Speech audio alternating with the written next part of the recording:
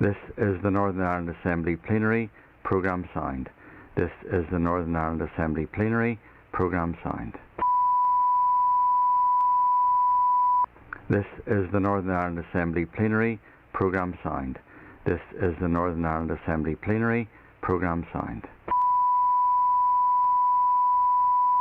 This is the Northern Ireland Assembly Plenary. Programme signed. This is the Northern Ireland Assembly Plenary. Programme signed. This is the Northern Ireland Assembly Plenary. Programme signed.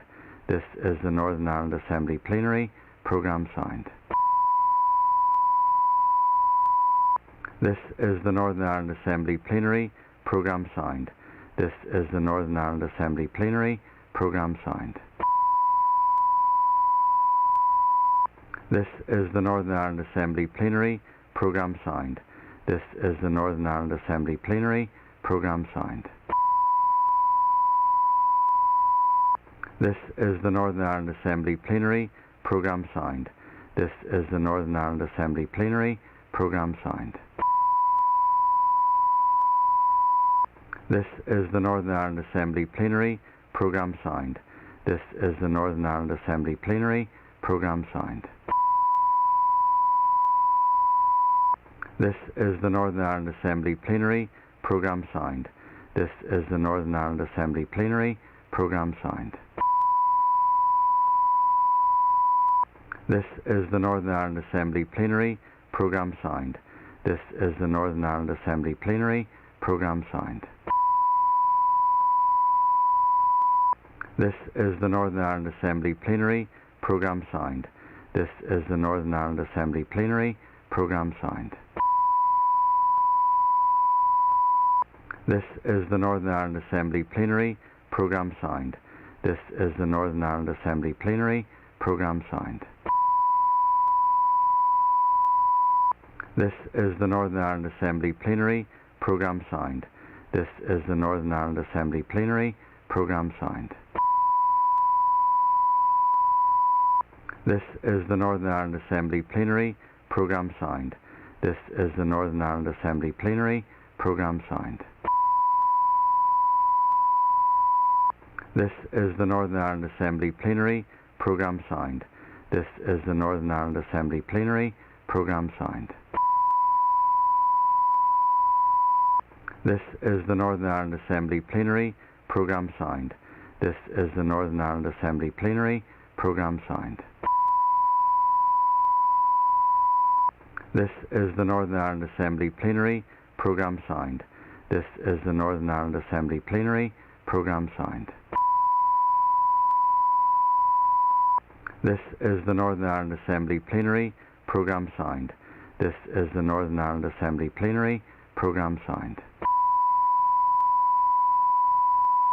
This is the Northern Ireland Assembly Plenary. Programme signed. This is the Northern Ireland Assembly Plenary. Programme signed.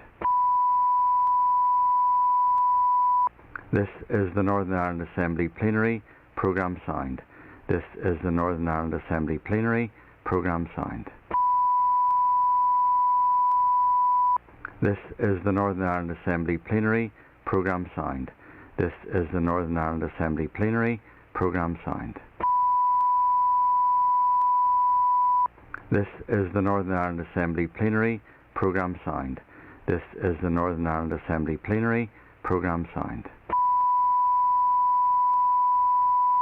This is the Northern Ireland Assembly Plenary. Programme signed. This is the Northern Ireland Assembly Plenary. Programme signed. This is the Northern Ireland Assembly Plenary. Programme signed. This is the Northern Ireland Assembly Plenary. Programme signed. This is the Northern Ireland Assembly Plenary. Programme signed. This is the Northern Ireland Assembly Plenary. Programme signed. This is the Northern Ireland Assembly Plenary. Programme signed. This is the Northern Ireland Assembly Plenary. Programme signed. This is the Northern Ireland Assembly Plenary. Programme signed. This is the Northern Ireland Assembly Plenary. Programme signed. This is the Northern Ireland Assembly Plenary. Programme signed. This is the Northern Ireland Assembly Plenary Programme signed. This is the Northern Ireland Assembly Plenary Programme signed. This is the Northern Ireland Assembly Plenary Programme signed. This is the Northern Ireland Assembly Plenary Programme signed. This is the Northern Ireland Assembly Plenary Programme signed. This is the Northern Ireland Assembly Plenary Programme signed. This is the Northern Ireland Assembly Plenary Programme signed. This is the Northern Ireland Assembly Plenary Programme signed. This is the Northern Ireland Assembly Plenary Programme signed. This is the Northern Ireland Assembly Plenary Programme signed. This is the Northern Ireland Assembly Plenary Programme signed. This is the Northern Ireland Assembly Plenary Programme signed. This is the Northern Ireland Assembly Plenary Programme signed. This is the Northern Ireland Assembly Plenary Programme signed. This is the Northern Ireland Assembly Plenary Programme signed. This is the Northern Ireland Assembly Plenary Programme signed.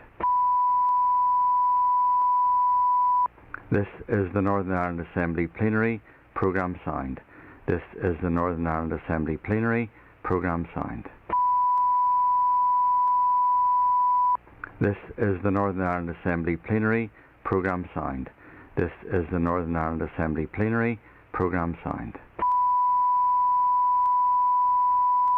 This is the Northern Ireland Assembly Plenary Programme signed. This is the Northern Ireland Assembly Plenary Programme signed. This is the Northern Ireland Assembly Plenary Programme signed. This is the Northern Ireland Assembly Plenary Programme signed. This is the Northern Ireland Assembly Plenary Programme signed. This is the Northern Ireland Assembly Plenary Programme signed. This is the Northern Ireland Assembly Plenary Programme signed. This is the Northern Ireland Assembly Plenary Programme signed. This is the Northern Ireland Assembly Plenary Programme signed. This is the Northern Ireland Assembly Plenary Programme signed. This is the Northern Ireland Assembly Plenary Programme signed. This is the Northern Ireland Assembly Plenary Programme signed. This is the Northern Ireland Assembly Plenary Programme signed. This is the Northern Ireland Assembly Plenary Programme signed. This is the Northern Ireland Assembly Plenary Programme signed. This is the Northern Ireland Assembly Plenary Programme signed. This is the Northern Ireland Assembly Plenary Programme signed. This is the Northern Ireland Assembly Plenary Programme signed. This is the Northern Ireland Assembly Plenary Programme signed. This is the Northern Ireland Assembly Plenary Programme signed.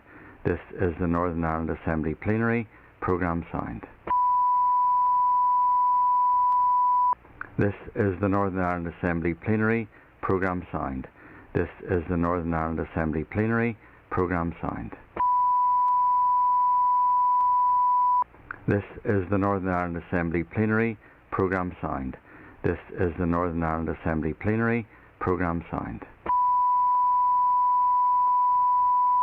This is the Northern Ireland Assembly Plenary Programme signed. This is the Northern Ireland Assembly Plenary Programme signed. This is the Northern Ireland Assembly Plenary Programme signed. This is the Northern Ireland Assembly Plenary Programme signed. This is the Northern Ireland Assembly Plenary Programme signed.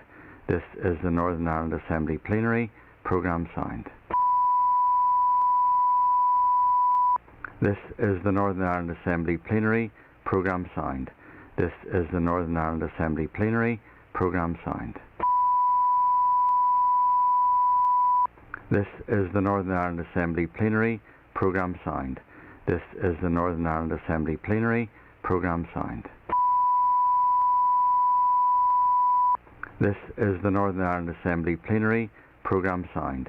This is the Northern Ireland Assembly Plenary Programme Signed. This is the Northern Ireland Assembly Plenary Programme Signed. This is the Northern Ireland Assembly Plenary Programme Signed. This is the Northern Ireland Assembly Plenary Programme Signed. This is the Northern Ireland Assembly Plenary Programme Signed. This is the Northern Ireland Assembly Plenary Programme Signed. This is the Northern Ireland Assembly Plenary Programme Signed. This is the Northern Ireland Assembly Plenary Programme Signed. This is the Northern Ireland Assembly Plenary Programme Signed. This is the Northern Ireland Assembly Plenary Programme Signed. This is the Northern Ireland Assembly Plenary Programme Signed. This is the Northern Ireland Assembly Plenary Programme Signed. This is the Northern Ireland Assembly Plenary Programme Signed. This is the Northern Ireland Assembly Plenary Programme Signed. This is the Northern Ireland Assembly Plenary Programme Signed. This is the Northern Ireland Assembly Plenary Programme Signed. This is the Northern Ireland Assembly Plenary Programme Signed. This is the Northern Ireland Assembly Plenary Programme Signed. This is the Northern Ireland Assembly Plenary Programme Signed. This is the Northern Ireland Assembly Plenary Programme Signed. This is the Northern Ireland Assembly Plenary Programme Signed. This is the Northern Ireland Assembly Plenary Programme Signed. This is the Northern Ireland Assembly Plenary Programme Signed. This is the Northern Ireland Assembly Plenary Programme Signed. This is the Northern Ireland Assembly Plenary Programme Signed. This is the Northern Ireland Assembly Plenary Programme Signed. This is the Northern Ireland Assembly Plenary Programme Signed. This is the Northern Ireland Assembly Plenary Programme Signed. This is the Northern Ireland Assembly Plenary Programme Signed. This is the Northern Ireland Assembly Plenary Programme Signed. This is the Northern Ireland Assembly Plenary Programme Signed. This is the Northern Ireland Assembly Plenary Programme Signed. This is the Northern Ireland Assembly Plenary Programme Signed.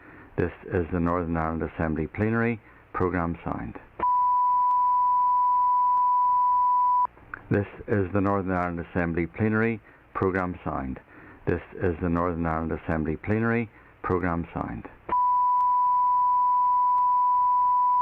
This is the Northern Ireland Assembly Plenary Programme Signed. This is the Northern Ireland Assembly Plenary Programme Signed. This is the Northern Ireland Assembly Plenary Programme Signed. This is the Northern Ireland Assembly Plenary Programme Signed.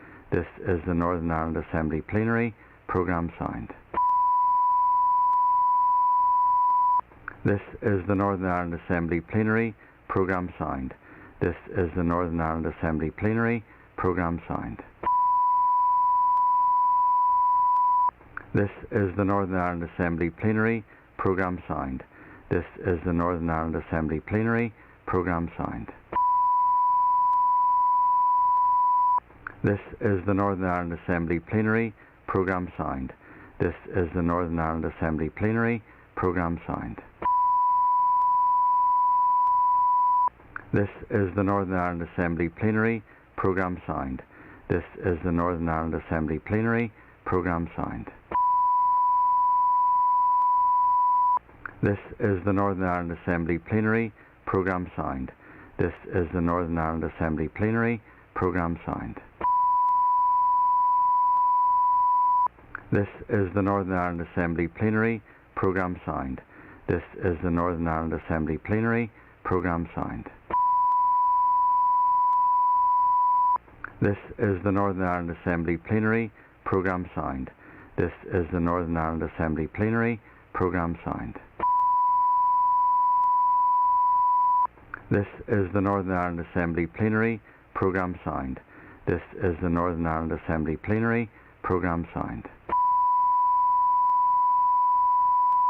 This is the Northern Ireland Assembly Plenary Programme Signed. This is the Northern Ireland Assembly Plenary Programme Signed. This is the Northern Ireland Assembly Plenary Programme Signed. This is the Northern Ireland Assembly Plenary Programme Signed. This is the Northern Ireland Assembly Plenary Programme Signed. This is the Northern Ireland Assembly Plenary Programme Signed. This is the Northern Ireland Assembly Plenary Programme Signed. This is the Northern Ireland Assembly Plenary Programme Signed. This is the Northern Ireland Assembly Plenary Programme Signed. This is the Northern Ireland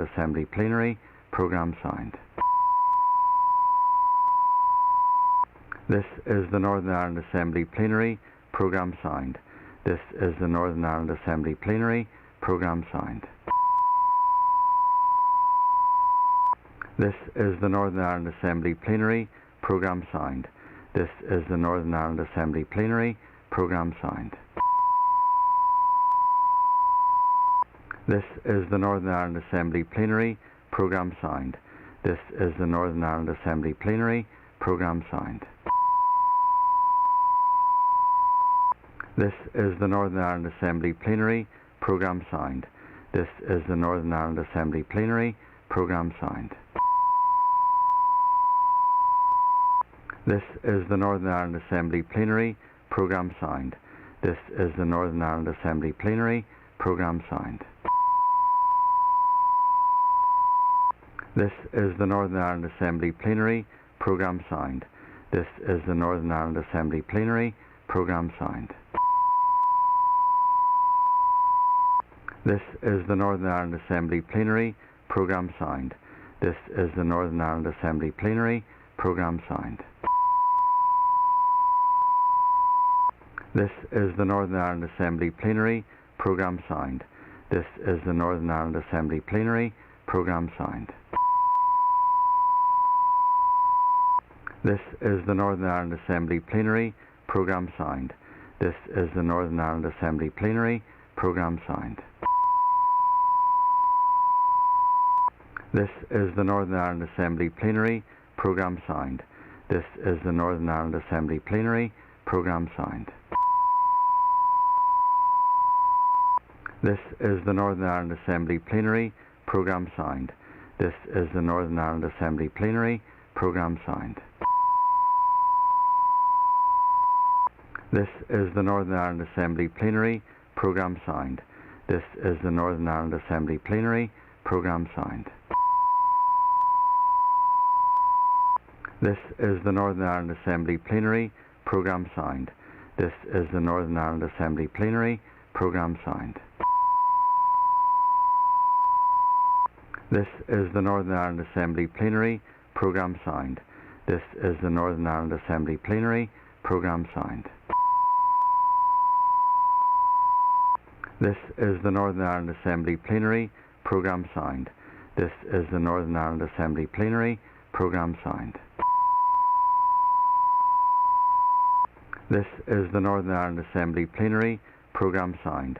This is the Northern Ireland Assembly Plenary Programme Signed.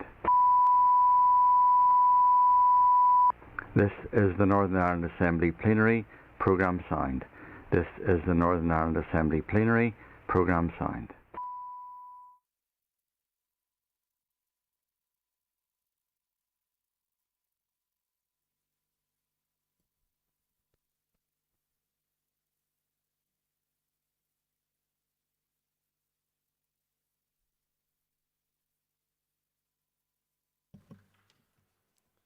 At the commencement of our sitting, let us be still.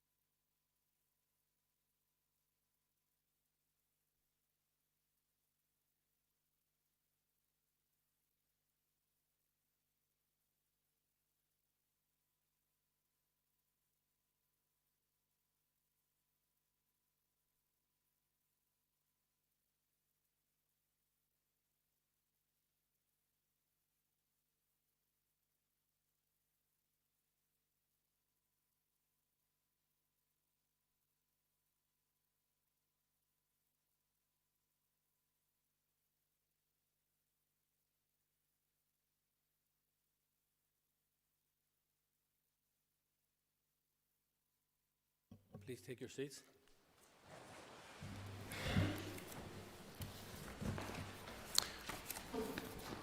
Members, before we begin our business today, I want to deal with a few points which are outstanding. Since the Assembly returned in January 2021, I have been very pleased that the vast majority of our debates have been constructive, even when robust, and there have been relatively few significant issues for the Chair to deal with. In recent weeks, the tone of debate has been concerning at times, and a number of matters have been raised with myself, including fair and reasonable points raised by Gordon Lyons and John O'Dowd and other members. In my view, the fact that all of these matters arose is probably a symptom of our wider political tensions. However, in the past week, there has also been very welcome recognition that what happens in the Assembly chamber can also set a positive tone for the wider community. I have indicated to the Business Committee and indeed the Principal Deputy Speaker and Deputy Speakers that I personally would much prefer to see the Assembly continue in that mode, and in truth it might be helpful in that context to draw a line under issues raised on all sides. However, therefore, over the past week I have written to a number of members, including Linda Dillon, Pat Sheehan, Martina Anderson, Emma Sheridan and Trevor Clark, to draw points to their attention for the future, but I do not intend to dwell on those issues this morning. It is clear that the absence of Assembly sittings for 3 years and the turnover of membership in the Assembly may have reduced the awareness of our standards of debate as expected. I have therefore written to all members today reminding them of the standards established by Speakers Willie Hay and Speaker Mitchell McLaughlin. These standards essentially set out an expectation that contributions to debate would be in keeping with good temper, moderation, courtesy and respect. I have also sent members a copy of 10 principles which I have developed with officials to give further detail on what courtesy, good temper, moderation and respect mean in practice. I will not dwell on those principles now, but I just do want to note that there are realities that come from the fact that this is an Assembly of clearly diverse political views, as indeed all assemblies would be expected to. All members have to accept that there will often be things said that they may disagree with, sometimes in different terminology from that they would use themselves. However, from my own years participating on the floor of the Chamber, I also know that sometimes in the heat of politics, any of us can say things that would rather have not been said, or perhaps said in a different way, or not said at all. In this Chamber, members are not just speaking to their own political base, but to a wider audience of people from other parties and different political perspectives, as well as the wider community. Members may well want to make the same core points in the Chamber as they would elsewhere, but it is worth considering whether more can be achieved if those points are expressed in a way that is more appropriate to the public platform that this Assembly provides. When fractures and tensions undoubtedly exist in the community, members on every side of the Assembly need to be mindful that there are greater sensitivities, and that is demonstrated by the fact that members on all sides of the Chamber have raised the issue of respect. So I just close on this issue with the point that heated language or a confrontational and adversarial tone in debate is only likely to exacerbate the situation rather than help the Assembly perform its role of finding resolutions to these very difficult issues.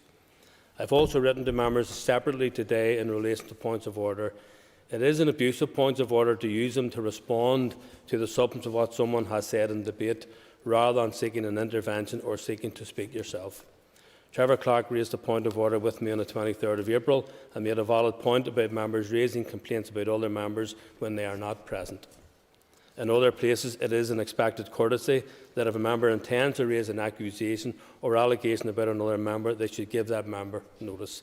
This is an entirely fair approach, as it allows the member in question the opportunity to be present and to have a right of reply. Complaints and accusations about other members should not be raised lightly, but I am ruling today that if someone wishes to raise an issue when the member in question is not already present, they should notify that member in advance. Members should also indicate to the Chair that they have done so. And finally, I would much prefer that members largely regulate their own contributions in this Chamber, and that interventions from the Chair are few and far between. I would therefore ask members to take the time to consider both of my letters today. Thank you. Moving on to matters of the day.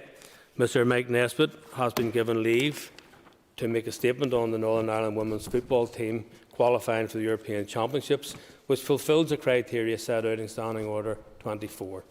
And if other members wish to be called, they should do so by rising in their places and continuing to do so. All members called will have up to 3 minutes to speak on the subject. I would remind members that I will not take points of order on this or any other matter until the item of business has finished. And I call Mr Nesbitt. Mr Speaker, we can still count on the fingers of one hand the number of times a senior international football team has qualified for a major finals. And we've been trying since 1948. It was Sweden 58, Spain 82, Mexico 86, France 2016, and now England 2022. I think that on its own is a very significant measure of the success of the senior women's football team at Seaview last Tuesday night. Another, I would suggest, is where they stand in the FIFA World Rankings, which suggests they had no business qualifying for England next summer, but of course they have. And a third might be the resilience of that team, who began the campaign with 2 very heavy defeats, and yet the heads did not go down. They stuck at it, and they came through, and they qualified. So there are many good reasons to celebrate and to congratulate the team, the squad, the manager, and the coaches. But is that enough, Mr Speaker? Or should we now focus on the sort of experience we want those players to have in England next summer? Do we want it to be like the euphoria and success of Spain '82? Or are we just going to settle for what happened in Mexico in 1986, which I think was much more akin to, well, at least we got there. At least we qualified. I know what I would like, Mr Speaker, so it is time, I think, to ask not what more we demand of that team, but to ask what we can do to help them. And I've listened to quite a few interviews with members of that squad since Tuesday, and at the risk of being patronising, they are very articulate sports people. And what comes across is the fact that, by and large, they are amateurs who have day jobs, train at night, getting home at 9 or 10 o'clock in the evening, some of them young mothers with families to look after. So, rather than just congratulate, shall we put our money where our mouths are? Shall we say it is our determination to find the funds and the resources to let these players train and prepare as professionals for their trip to the Euro 22 finals in England next summer? They have done us proud, Mr Speaker. I believe this House should reciprocate. Thank you, and I call Michelle McIlveen. And I'm delighted that the Assembly is taking time today to mark what is an outstanding achievement for the Northern Ireland women's football team. And I don't wish to repeat what has already been said by Mr Nesbitt, but from only being established 17 years ago to qualifying for the European Championships, the women's team have outstripped all expectations.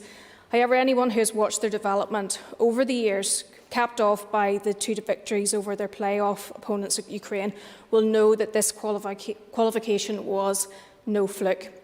This is a team of wonderfully gifted footballers, a team which has shown its commitment to ladies' football, demonstrated by Julie Nelson with 116 caps and Ashley Hutton with 111 caps. I've had the great pleasure of attending many of the team's games over the years, and it was of deep frustration to me that due to coronavirus restrictions, I wasn't able to be present for the home playoff games. But I was also really annoyed at the fact that their families, who were unable to be there to share in the excitement, having supported them throughout their careers. In my comments, I would like to mention Sarah Booth, the former international captain and a former IFA official, who's now head of FIFA's head of competitions in the women's football division, and who did so much to promote the women's game in Northern Ireland, and also the former women's coach Alfie Wiley, who helped lay the foundations of the women's game and drive it forward in Northern Ireland. I know both of them will be delighted at the progress of this fantastic group of players under the excellent coaching of Kenny Shields. What has been achieved by the current team will inspire and encourage other young women and girls to get involved in the sport. And as we emerge from a year of an incredibly difficult year, We have all been lifted by what this team has actually done. I look forward to watching the team when they take to the pitch on the Euros in 2022 in England, and I hope that the Green and White Army will have the opportunity to be present and also be able to support them in the only way that they can. Thank you. Thank you, and I call Carol Killen. I want to thank Mike Nesbitt for bringing forward the matters of the day, and it's really appropriate that we do so in the House this morning, given this is the first opportunity we've had from Tuesday. I think the headlines speak for themselves. Women have made history by beating Ukraine, and a lot of the references in the media have been in that context, and it is historical. And Michelle's right in terms of, making mention of Alfie, Sarah Booth, and I want to add Sue O'Neill to that list as well, because they did the hard yards when it wasn't popular.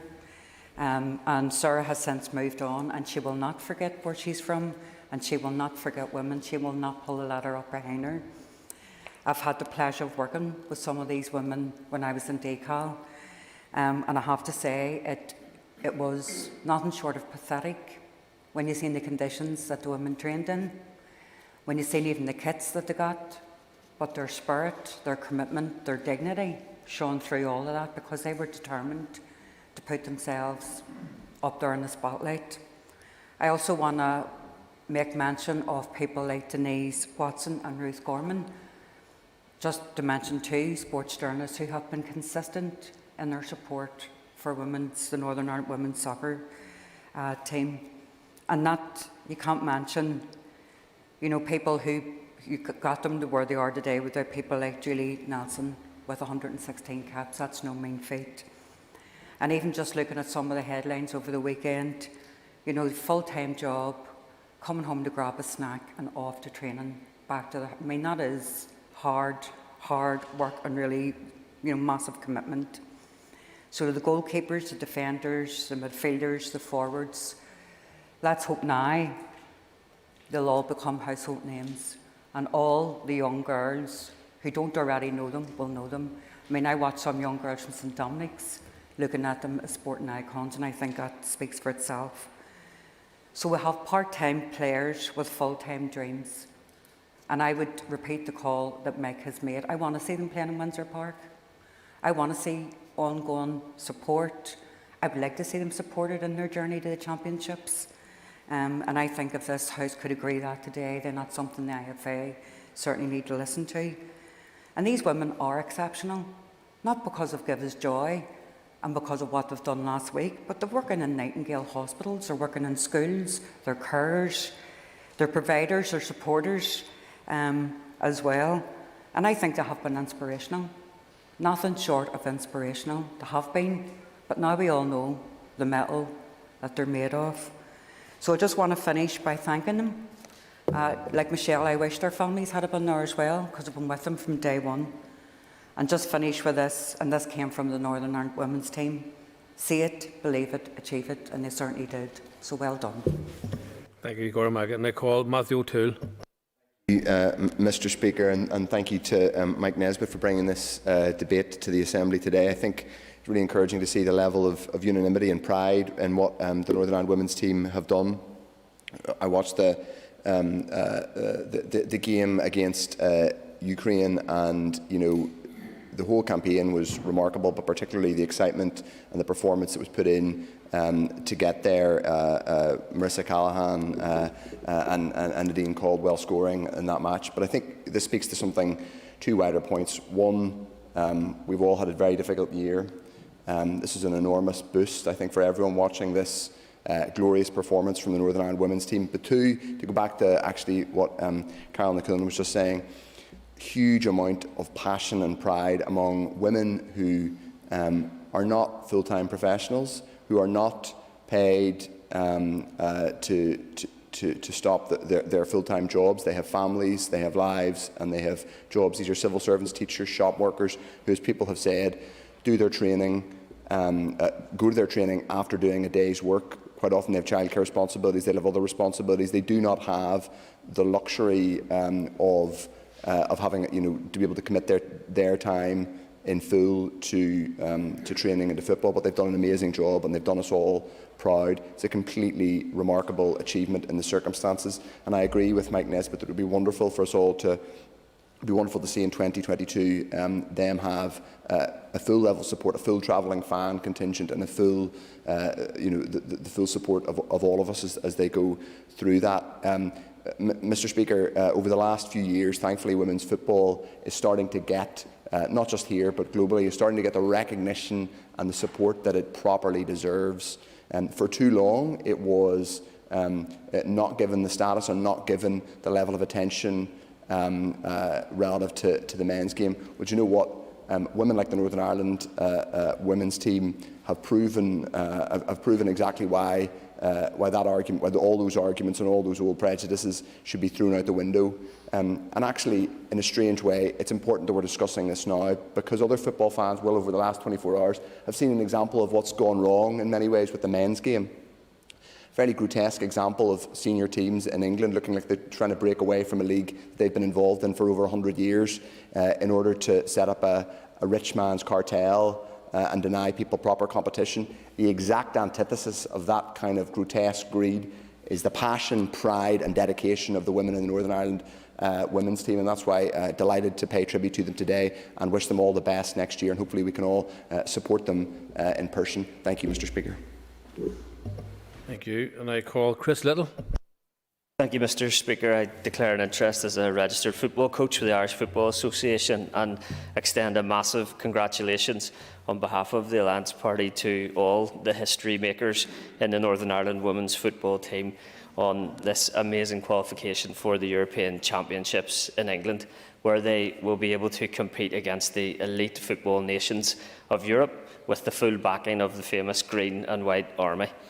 Mr. Speaker, it is genuinely hard to put into words the pride and gratitude that we feel for everyone involved with this historic achievement. I recall last week that my son was asking me what the score in the PSG and Bayern Munich game was in the Champions League, and I told him to leave me alone. I was watching a proper football match with Northern Ireland women against the Ukraine. Delighted to see Marissa Callaghan and Nadine Caldwell score those goals in the second leg of the final playoff game against the Ukraine. Delighted for Kenny Shields and the staff and team, former manager Alfie Wiley, and all the many trailblazers who made this achievement possible with years of perseverance. Some of them have been mentioned already. We think of Sarah Booth, we think of Cheryl Lamont, who recently became the first female president of a football association in Northern Ireland, other leaders in women's football in Northern Ireland like Gail Redmond, and as an East Belfast MLA, the multiple members of the squad who play their club football with Glentoran, including a friend of mine, Emma McMaster. Mr. Speaker, the women's football team have inspired a generation of girls and boys to dream a new football dream. They've demonstrated the power of football to unite and to lift the spirit of an entire community. And they've done what not many people manage to do, and they appear to have united this assembly as well, which is welcome to see. And hopefully, as other members have said, that will lead now to the executive, to this assembly, the IFA and all clubs in Northern Ireland seriously upping our game in properly supporting girls and women's football in Northern Ireland, and to absolutely give our full backing to the Northern Ireland women's football team to do the very best they can to achieve in England in 2022. Thank you. I call Rachel Woods. Thank you, Mr. Speaker, and I thank Mr. Nesbitt for submitting this matter of the day. He just got in before mine, but I'm glad that it has been accepted so we can mark the effort, skill and excellence of the Northern Ireland women's senior team, having only reformed in 2004 and then on Tuesday night making history to reach the Euro 2022 finals. I look forward to getting my tickets, hopefully, in the post. But we heard on the radio on Wednesday from players and the work that they have put in to get here, all the training and the commitments, the sacrifices that they've had to make too, both in terms of work and employment as well as family life. And I don't think that we can say it enough. congratulations and well done. What an absolutely amazing achievement. There has rightly been such a positive response to this match and feeling across those who play grassroots women's football of what this not only means for the Northern Irish team, but all those who have become involved in the sport and for those who maybe want to. There's been much needed strategies and investment put in on the ground recently, working with so many others to encourage participation at all ages. And not long ago, I would have also not dared gone near a football, making all the excuses I could think of. But now going on after 5 years with Belfast Ravens, who were set up after a charity game at Seaview. To give them a mention, and now just over 18 months after I set up the women's team at Hollywood Football Club, and big up the Tuesday squad, of course. We made history of coming back after the COVID regulations on Tuesday. I would not change it for the world. I have met so many amazing people through this, to build a community, trying to get fitter, even over lockdown, but the camaraderie, the friendship and support is fantastic. And I hope that this encourages every girl, teenager, young and older woman to try it out. Mr. Speaker, just to finish, I want to read a message that my colleague from football sent me last week. She said, "My 4-year-old daughter was gripped by every minute of the matches. After watching last night's match, she pointed to the screen and said, 'Mummy, that's what I want to do. I want to be like them and play for Northern Ireland when I grow up.' Those women are an inspiration to so many, and these women are game changers. They are the inspiration, so have a go. And as team captain Marissa Callahan said, dream of wearing the green shirt because it will be the most amazing time you will ever have." Thank you. Thank you. And I call Jim Allister. Thank you, Mr. Speaker. Everyone loves an underdog. TV can say that with feeling and with some experience. But I want to join in the assembly-wide congratulations to the team for their remarkable success. And of course, coming as outsiders to make such progress adds to the pleasure that even some football Philistines feel about this achievement. So, very well done. I think it also presents a timely challenge and message to the executive to examine whether the level of support, financial and otherwise, given to women's football is sufficient, and whether they too could not do much better in that regard. But I think the success of last week was a cheering moment for us all, and an encouragement of what dedication, commitment can deliver. And I think that they've lifted the spirits right across the community, and that can only be a good thing. So congratulations and every success as they go forward into the Euros, carrying the banner of Northern Ireland with all of us behind them. Thank you. And I call Claire Sugden. Thank you, Mr. Speaker, and join with everyone else in wishing the team massive congratulations for qualifying for the Euros next year. I'm incredibly proud, not least of two of my constituents, Lauren Wade and Chloe McCarran, both making up the squad. I've watched these young women grow up and travel the world improving their soccer skills, and they really are an example to so many young women across the world, as is all of the squad. This really was their greatest achievement, and it was the win that we all needed, particularly given the recent events. And this is Northern Ireland, this is what we celebrate, and this is how we move forward. Because they're not only inspiring this generation, but they're inspiring future generations. They are role models, really incredible young women.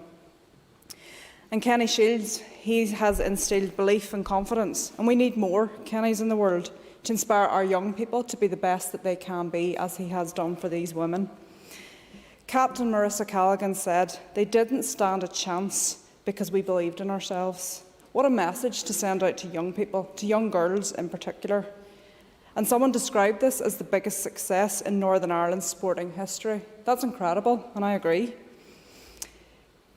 Someone else said women's football in Northern Ireland can kick on from here. Absolutely. And I join calls from Mr Nesbitt and others that the Northern Ireland Executive needs to look at women's football, but also community football across Northern Ireland. The Executive needs to now start investing in stadiums so that we can build these young people and we can have future players like Marissa.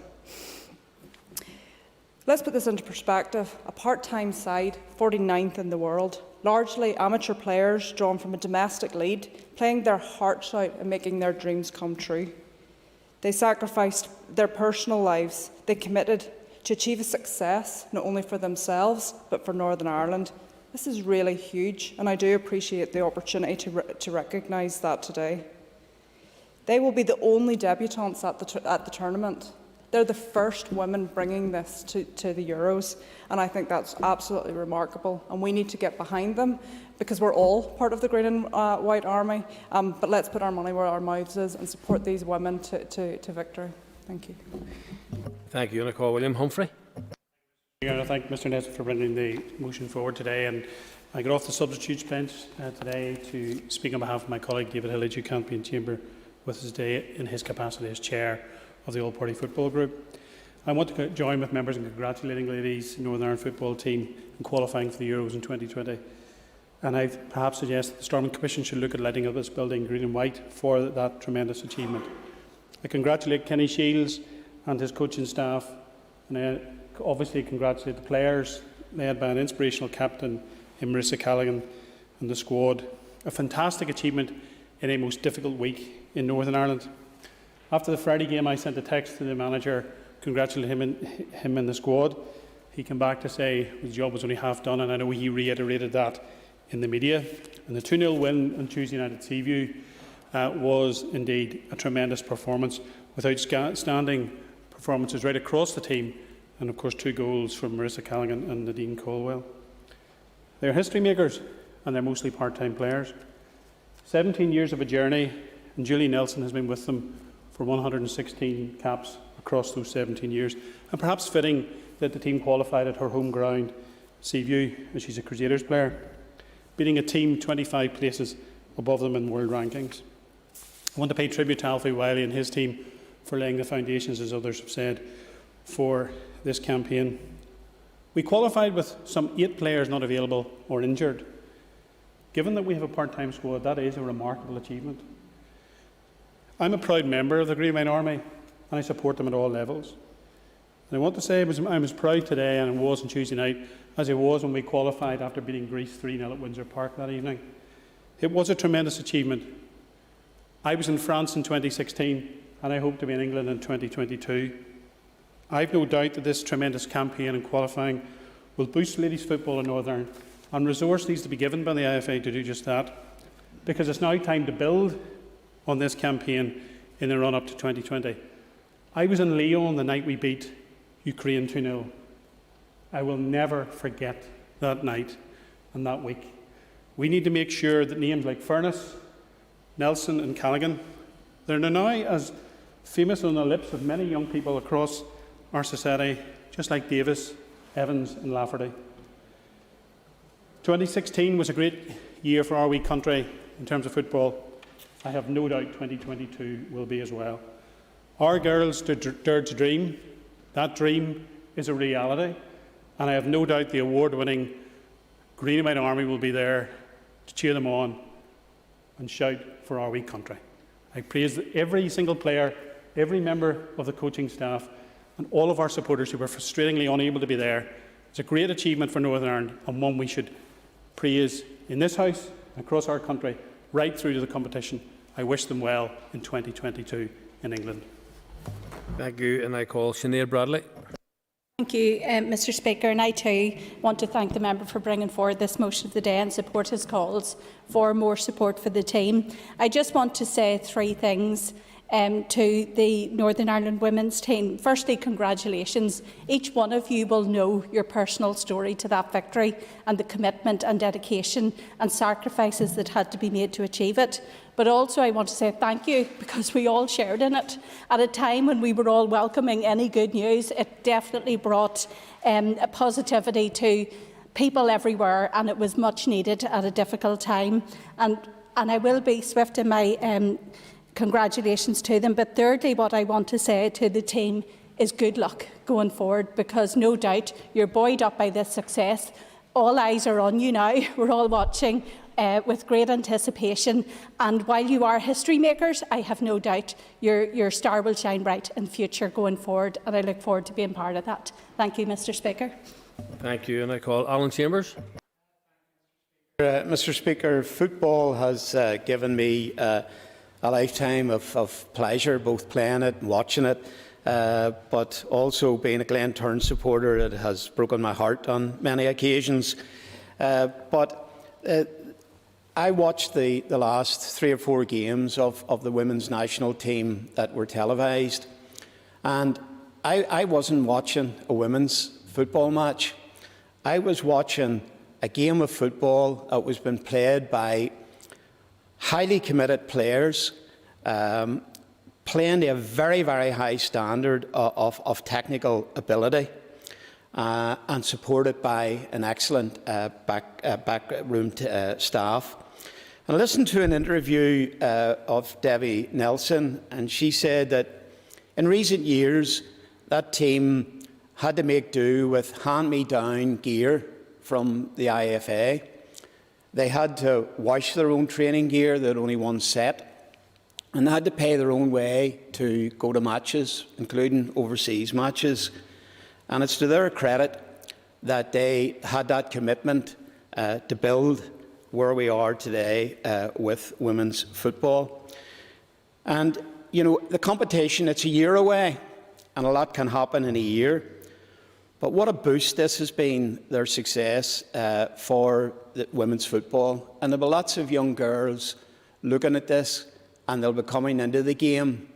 And, you know, with the competition being a year away, some of those young girls may well break through into that squad if they've got the talent. So I think that's a wonderful prize for all young girls coming into the game to aspire to. But again, with it being a year away, as other speakers have said, we're going to have to offer this team every help and encouragement that we can to make sure that they make a huge impact in July 2022. Thank you, Mr. Speaker. Thank you, and I call Kelly Armstrong. Thank you very much, Mr. Speaker, and I won't take too long. I know it was mentioned here before that the women's football team are stars. What I couldn't help but notice was the smiles on each of their faces, and I'm sure each one of us, as we listened to the interviews afterwards, could do nothing else but join them in those smiles. Can I just say this Northern Ireland team is amazing. It is a 17-year journey. The captain and the manager, Kenny Shields, have invested a huge amount of time, and as others have said, and I'm not going to mention all the team members' names, over the years these women have come to this level. But as Deputy Chair of the Committee for Communities and also a member of the Women's Caucus, we have written to the team to wish them the best of luck. We wanted to welcome them to the sisterhood of women who are achieving.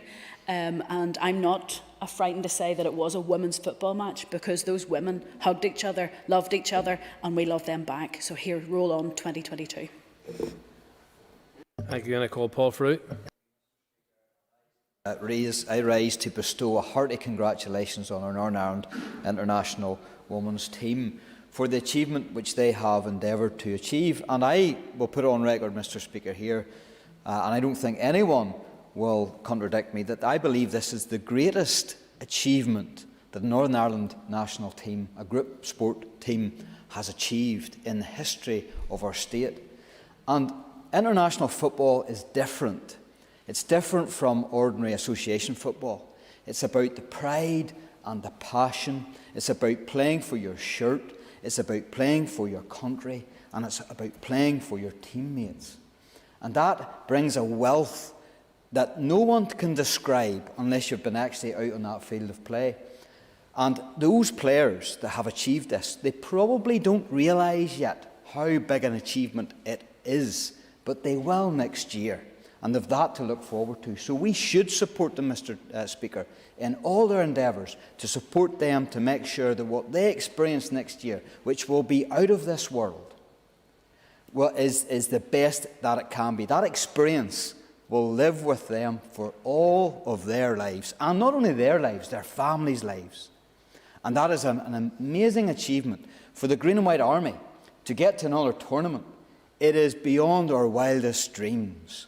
I remember France. I remember Mexico. I remember Spain. Although I wasn't there, I was only a young boy. But I remember France. And not only that, my two boys were there. My daughter didn't go, unfortunately. I begged with her to go, but she didn't go. And she did go to an All-Ireland match later on, and she says, I get it now. I really do get it now because of what the Green and White Army brings to that international team. So the women's team has had an amazing achievement. I wish them all the best in the forthcoming year. And you know, they've made us proud, so proud, and we will support them 100%, as the Green and White Army do. I think we are the best fans in the world. Now we've got one of the best women's team in the world who have made it to a major tournament. And when you look at this challenge and the scale and depth of that challenge, it is remarkable, and it's our best achievement in our state's history. Thank you very much. Thank you, and I call Paul Given. Mr Speaker, and I join with colleagues in congratulating the Northern Ireland football team for their qualification, and what an inspiration it is to young girls right across Northern Ireland, and it's building on that to enhance female participation in sport. In a previous time when I was DFC Minister, this was something that came across the desk on many occasions. What can we do to drive up more girls getting involved in sport? And I met with the IFA and those that were involved. And so we are seeing the fruits of that investment in the results that are coming through. So we need to build on it next year with this now clearly in the calendar. What more can we be doing at local government level?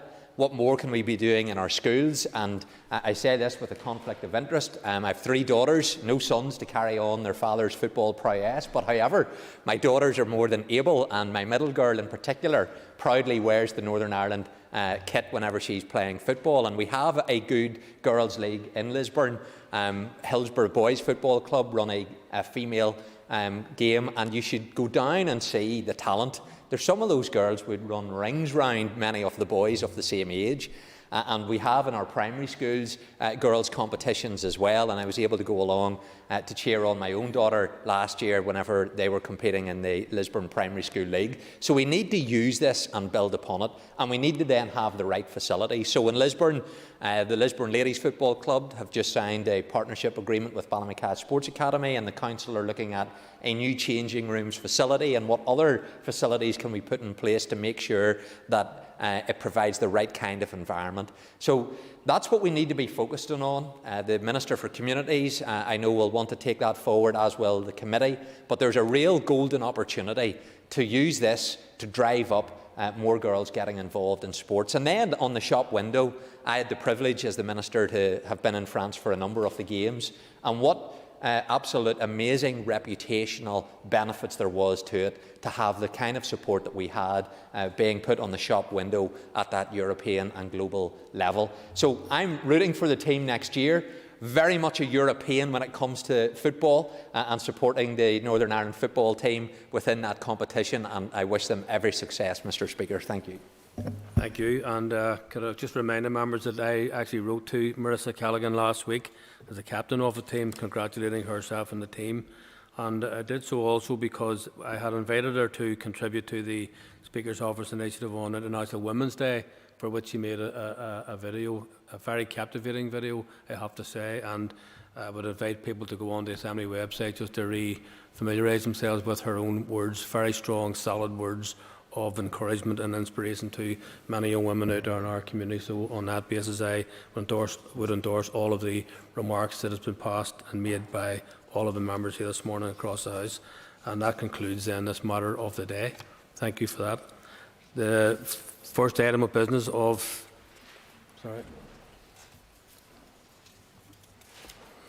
Just members just take reads for a moment or two.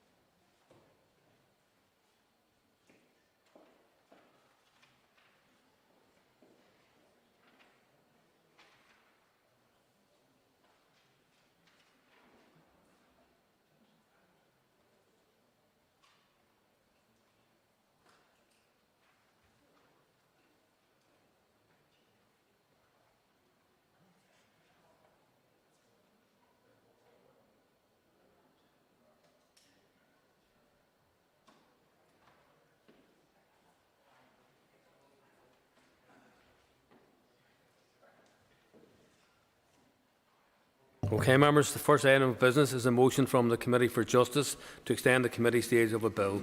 Clerk, please read the motion.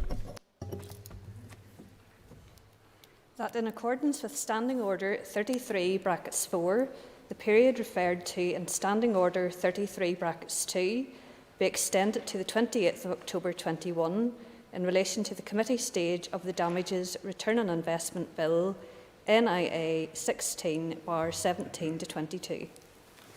Thank you, and I call the Chairperson of the Committee for Justice to move the motion. Move, Mr. Speaker. Thank you. The Business Committee has agreed that there should be no time limit on this debate, and I call the Chairperson of the Committee for Justice to open the debate on the motion.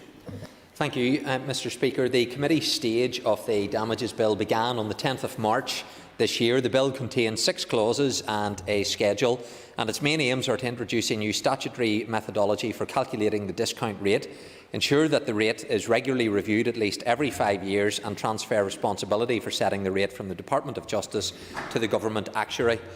To assist its scrutiny of the bill, the committee has issued a call for evidence through media notices in the main newspapers and the Assembly website, and has also written to a targeted range of key stakeholders and organisations seeking views and comments.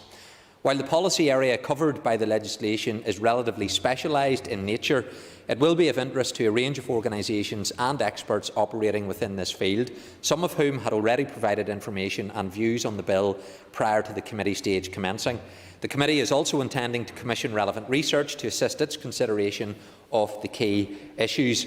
As I outlined during the second stage debate on this bill, the Justice Committee recognises the arguments that have been put forward by the Department regarding the need to change the legal framework, and fully supports the principle that any framework should ensure 100% compensation for losses suffered as a result of personal injuries that are not their fault, without ever over or undercompensating the injured parties. The committee has also engaged with the Department and sought further clarification and information to assist its understanding and consideration of the policy proposals. However, as the Minister and Department were aware, the committee had not reached a position on whether it supports the Department's approach of adopting an adapted Scottish model as the best way forward to achieve the principle of 100% compensation before the legislation was introduced into the Assembly. The importance of getting any new framework to set the personal injury discount rate right is very clear. It will set the rate for the foreseeable future, and this matters greatly to those who have been injured through no fault of their own. We also have a responsibility to those organisations, including the Department of Health, who are paying the awards made under this framework. We must ensure that claimants receive 100% compensation and are not undercompensated. However, we must also be sure, as far as possible, that the model we adopt in Northern Ireland does not overcompensate either. We also need to understand the impacts of the change in rate that will no doubt arise from the implementation of any new model, and what, if any, actions may be possible to mitigate the impact if necessary. For example, it has been drawn to the attention of the committee that the indemnity rates in Northern Ireland for GPs are higher than in the rest of the UK. The model brought forward by the Department of Justice is an adaptation of the Scottish model, and the committee wants to clearly understand the implications of it and the likely compensation it will deliver. In particular, we want to explore a range of issues, including the new statutory methodology being the most appropriate to achieve as close as possible the 100% compensation. Has it the potential to veer towards either under or overcompensation, and if so, how can this be rectified? Does it better reflect how a claimant would be advised to invest their award? What are the likely effects of using an investment period of 43 years rather than 30 years in the model? What are the advantages or disadvantages of transferring responsibility for setting the rate from the Department of Justice to the Government Actuary? And is there an appropriate level of accountability in the new statutory methodology? At the meeting on the 11th of March, the committee discussed a number of potential timescales, and following detailed consideration, all members agreed that an extension until the 28th of October was needed to undertake the committee stage of this bill. This extension is required to provide the committee with the time to undertake the scrutiny in relation to the damages bill that I have just outlined, and to also provide maximum flexibility to complete the committee stage of the other bills that are already with the committee or will be referred to it in the near future. This bill, the Criminal Justice Committal Reform Bill and the Protection from Stalking Bill, are all at committee stage at present. In addition, the Department has indicated that it hopes to introduce the Justice Miscellaneous Provisions Bill in May. This will be a large bill covering a disparate range of policy areas and to which the Department has already indicated further provisions will be added by way of amendments during the passage of the Assembly. The Committee will therefore have 4 bills to scrutinise over the coming months, and given the limited time until the end of this Assembly mandate, careful management will be required to ensure all are completed in time, and maximum flexibility is required to do this. When considering the necessary time required, the Committee also took into consideration other work priorities that have to be completed, including subordinate legislation, legislative consent motions and scrutiny of the Department's budget, and the need to retain some capacity to deal with issues that can arise unexpectedly. Account was also taken of the parameters within which the Committee has to operate in terms of the finite staff resources that support the work of the Committee, the availability of meeting rooms and broadcasting arrangements to facilitate additional committee meetings, and the current COVID-19 restrictions impacting on Assembly business, including the continued need to adhere to social distancing. Members were also very aware and took account of the fact that the Minister and Department wanted this legislation through the Assembly as quickly as possible. If that had not been the case, the Committee would likely have sought a longer extension period.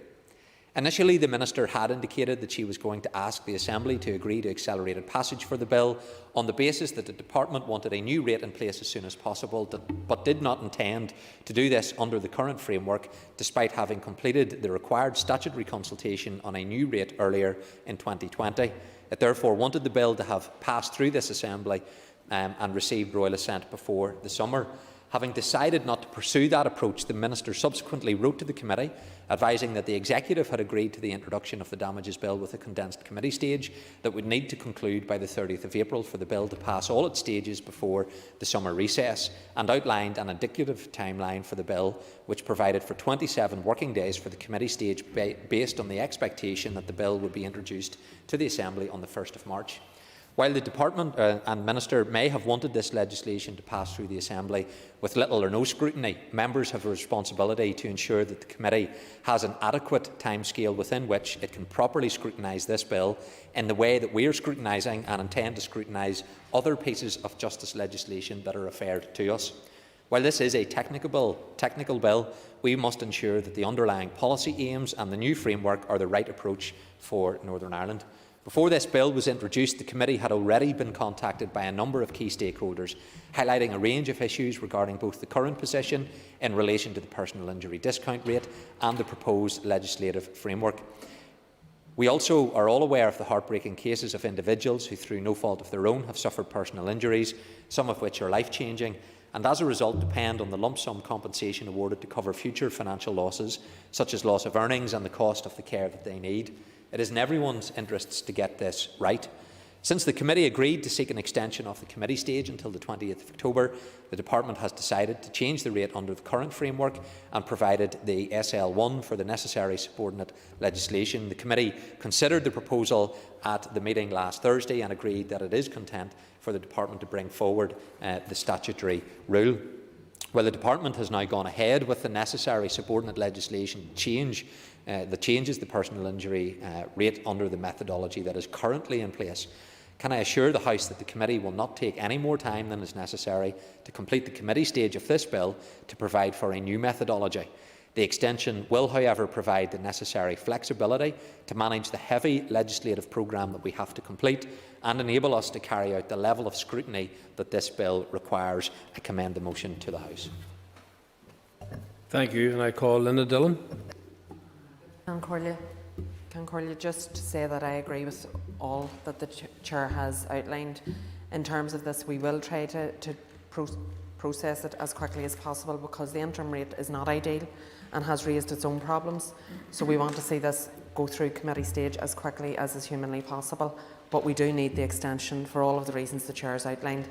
And that's not to mither or complain about the fact that we're currently looking at 4 pieces, or will be looking at 4 pieces of legislation, because that's what we're here to do. And we want to do it, and the Justice Committee, I think, have shown that in what we have done to date, and we will certainly continue to do that. And I think if every other committee was progressing in the way that we are with legislation, we would be in a much better place in this House. Thank you. And I invite the Chairperson, do you want to respond to that, to wind up the debate? Mr Speaker, no, I agree with the Vice Chair of the committee, and we know that the committee will expedite the scrutiny of this legislation as efficiently and effectively, and given the track record, we will do that as quickly as we can, Mr Speaker. Thank you. And the question is that the motion standing on the order paper be agreed. All those in favour say aye. Contrary, no. The ayes have it. The ayes have it. The members, please take their ease for a moment or two.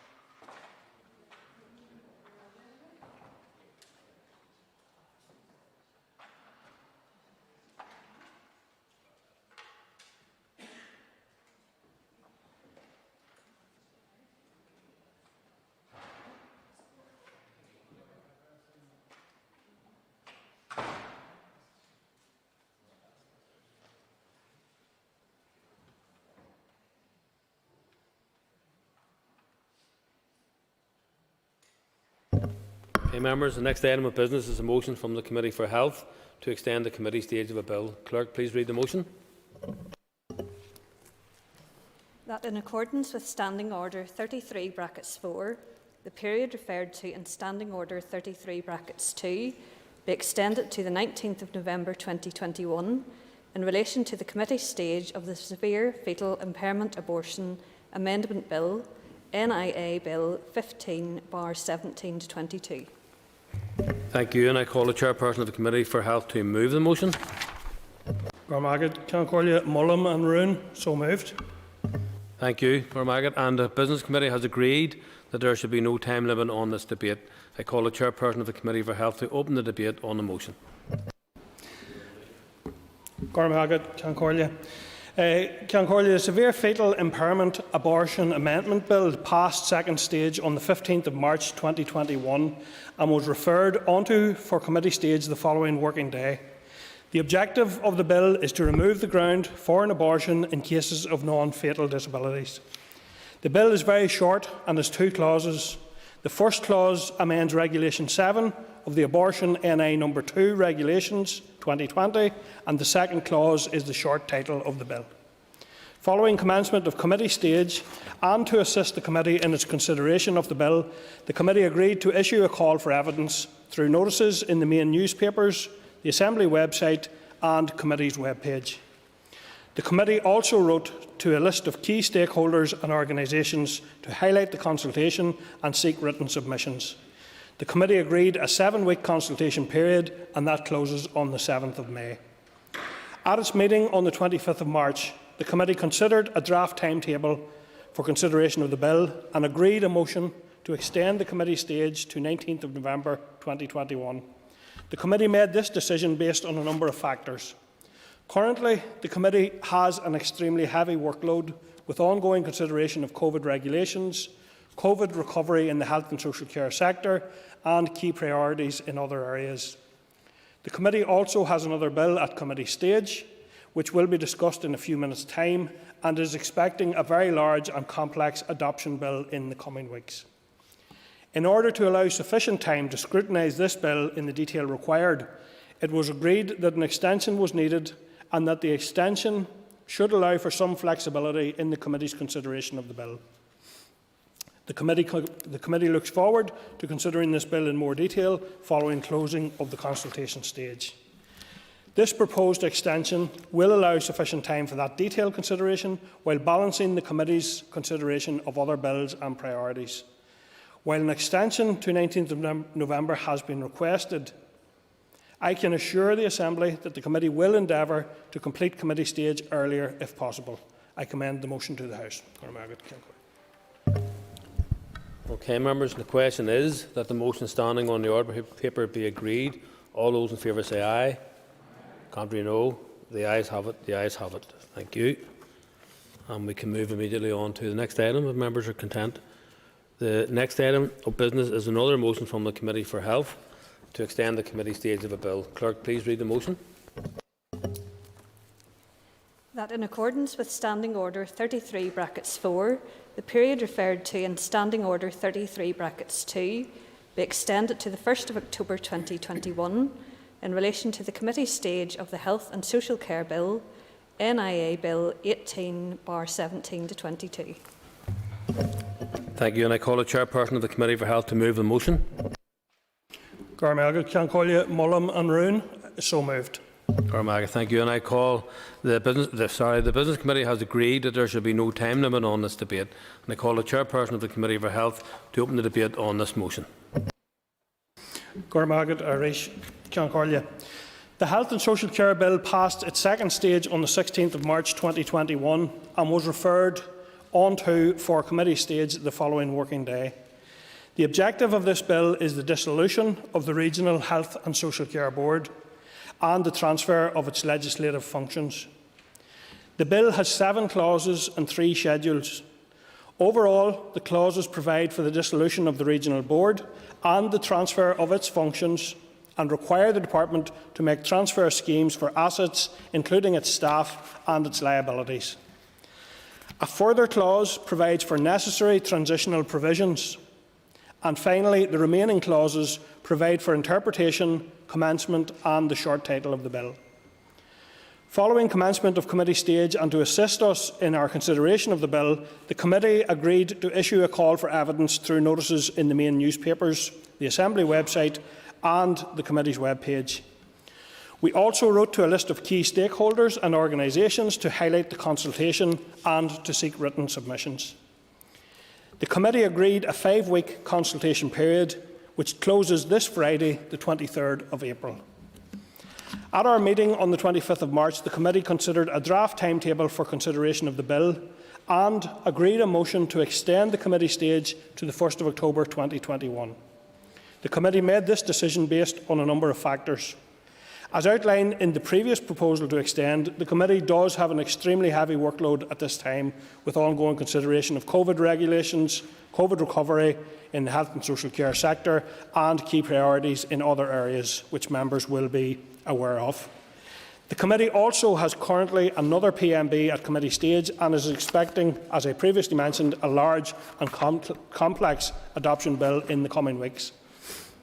In order, therefore, to allow sufficient time to scrutinise this bill in the detail required, it was agreed by committee members that an extension was needed and that the extension should allow for some flexibility in the committee's consideration of the bill.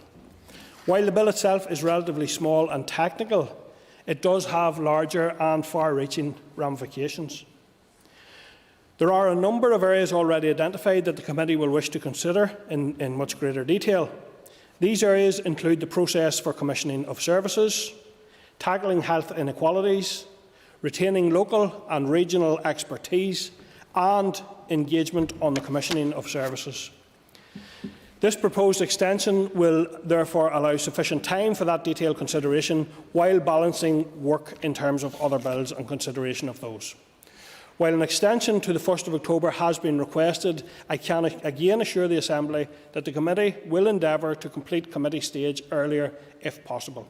I commend the motion to the House.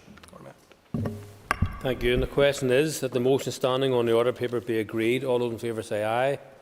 Contrary, no. The ayes have it. The ayes have it. Thank you. Can members please take a raise for a moment or two? Thank you.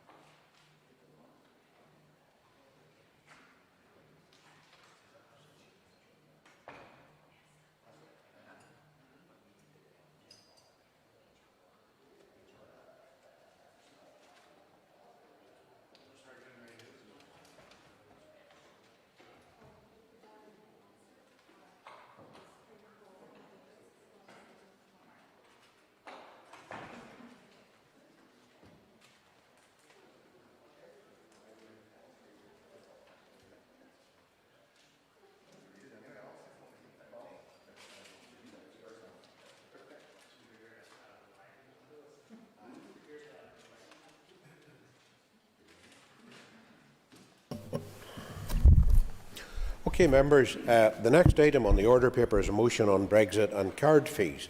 I will ask the clerk to read the motion, please. That this Assembly regrets the decision of Visa and MasterCard to increase drastically their fees for EU card transactions, notes that these increases are only possible because of Brexit and the subsequent loss of EU consumer protections, condemns the cynical exploitation of working people and small and medium-sized enterprises by big banks and card companies during a global pandemic, further notes that this extortionate increase will disproportionately impact border communities who have already borne the brunt of Brexit, and urges the British Government to reverse these increases through legislation to regulate interchange fees on EU transactions. Thank you. And I call Kiva Archibald to formally move the motion. I beg to move. Thank you. The Business Committee has agreed to allow up to 1 hour and 30 minutes for this debate. The proposer of the motion will have 10 minutes to propose and 10 minutes to wind. One amendment has been selected and it's published on the marshalled list. Please open the debate on the motion. And I rise to move the motion and also to indicate that we will be happily accepting the Alliance Amendment. This motion today is highlighting one of the more hidden impacts and costs of Brexit. Those who campaign so vociferously for Brexit were often quick to point to EU regulation and bureaucracy. They argue to take back control, but in reality on this, it's corporate elites who are in control and big financial institutions who will be the beneficiaries. The card issuers are cynically exploiting Brexit in a move that would see more money going to big banks, while ordinary people and small businesses pay the price. MasterCard announced in January, only a few weeks after the end of the transition period, that they would be hiking the transaction fees on UK-issued cards, making purchases from EU-based companies by 500%. Visa then followed suit in March, announcing they too would be increasing their interchange fees by around 475%. They're able to do so simply because we are no longer in the EU and the EU interchange fee regulations no longer apply. The interchange fee regulations have applied in the EU since 2015, and when they were introduced, the move at its core was to align fees across the internal market to remove barriers to freedom to provide services. With respect to the interchange fees and different rates, it was outlined within the regulations that merchants in turn incorporate those card costs, like all other costs, in the general prices of goods and services, and regulating the fees would improve the functioning of the internal market and contribute to reducing transaction costs for consumers. The European Commission's report in 2020 on the application of interchange fee regulations highlighted that there were 70 billion card-based transactions in 2017 in the EU, and that's likely to have increased as COVID-19 will have accelerated trends towards contactless and electronic payments. As a result of the interchange fee regulations, there have been more than 2.6 billion worth of savings, with merchants, i.e. businesses like retailers, having saved costs in the range of 1.2 billion per year. Obviously, that also includes the domestic caps, part of which will eventually be passed through to consumers through lower retail prices or improved services. When the EU regulations were put into domestic law in 2015, the rationale for intervention included estimates from the British Retail Consortium that the price cap could be of benefit to UK retailers by £480 million per year, with respondents to the consultation estimating a gain to businesses more widely in the region of £700 million per year. Again, that includes the domestic caps. Therefore, it makes sense to believe that the converse is also true. If the interchange fees go up, the cost will be passed back on to consumers. When MasterCard announcement was made, estimates put the cost to EU-based businesses selling goods to UK customers at over £14 million per year. However, the Visa announcement is even more significant because Visa is the biggest card issuer with around 73% of the market. Therefore, the cost will be greater still. If this goes... very quickly, go ahead. The member recites cost figures. Has she any figures for the cost of the protocol on the goods that these cards would be paying for, or do those costs not interest her, particularly in circumstances where under EU regulations the costs of checking are going to have to be charged out to the suppliers and the consumers? Does she agree with that as well? I thank the member for his intervention, and of course I oppose Brexit, which is the reason we have the protocol in the first place, and those who campaign for it need to own the consequences. So the increases in... Sorry, lost my place. Yeah, if this goes ahead, undoubtedly these charges, which affect all online purchases, will eventually be passed on to customers. So obviously, as well as the impact in general on purchases being made from the EU, there's a particular north-south dimension to this. It can see increased costs passed on to people in the north for purchases from the south. Orders of goods across the island are regularly made through card transactions, and while the protocol protects trade in goods across the island, it does not cover services, and this is a service charge. The increases in interchange fees could impact those in border communities, including for purchasing everyday items such as groceries on a cross-border basis. And while the interchange fee caps apply only to consumer cards and not commercial business cards, it's not uncommon for small and micro businesses to use consumer cards for online orders, so they could face increased costs when buying parts or goods from the EU, something particularly our small and micro businesses do not need when they're already struggling to deal with COVID. To date, I am not aware of reports of retaliatory charges from issuers in the European Economic Area states, but that is certainly a possibility, which would then impact on businesses here to the reverse of the sums outlined previously. For many of our small and micro businesses right across the island, cross-border north-south trade is really important. For almost all businesses in the north that export, they do so to the south as at least one of their markets. And for 80% of micro businesses in the north that export, their only export market is the south. Increased costs to struggling small and micro businesses across the island as a result of corporate greed is a barrier they do not need. Cross-border trade continues to grow. According to Intertrade Ireland's figures for 2018, it was worth £6.5 billion, with trade and services where online purchases with cards for bookings, etc. would come in, was worth more than £3 billion. And last week it was reported by the Central Statistics Office in the South that cross-border trade had significantly grown for the second month in a row when compared to the same time last year. In the context of the economic recovery for businesses across the island post-COVID and post-Brexit, all-island supply chains and growing the economy on an all-island basis is vital.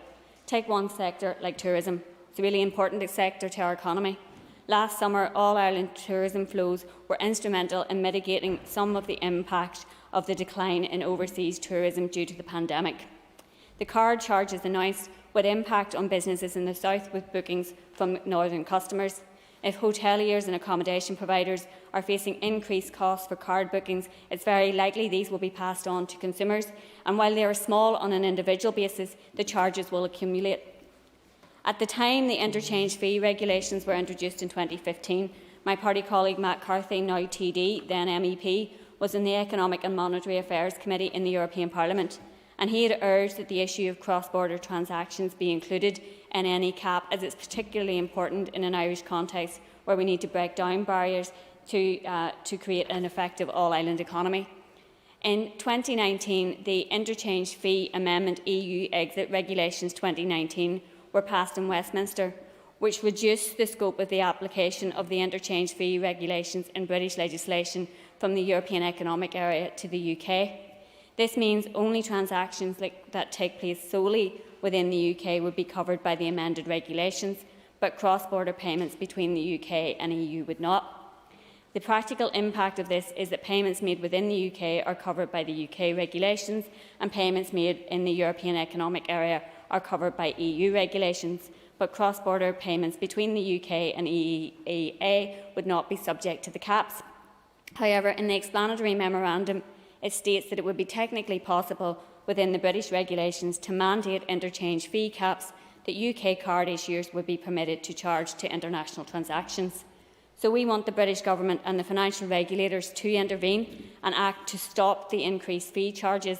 And as I said, to my knowledge, there has been no signals of retaliatory increases from EEA issuers, but this remains a possibility. So we're very happy to accept the amendment from the Alliance Party to also explore with the European Commission cooperation on this issue to remove unnecessary barriers cross-border.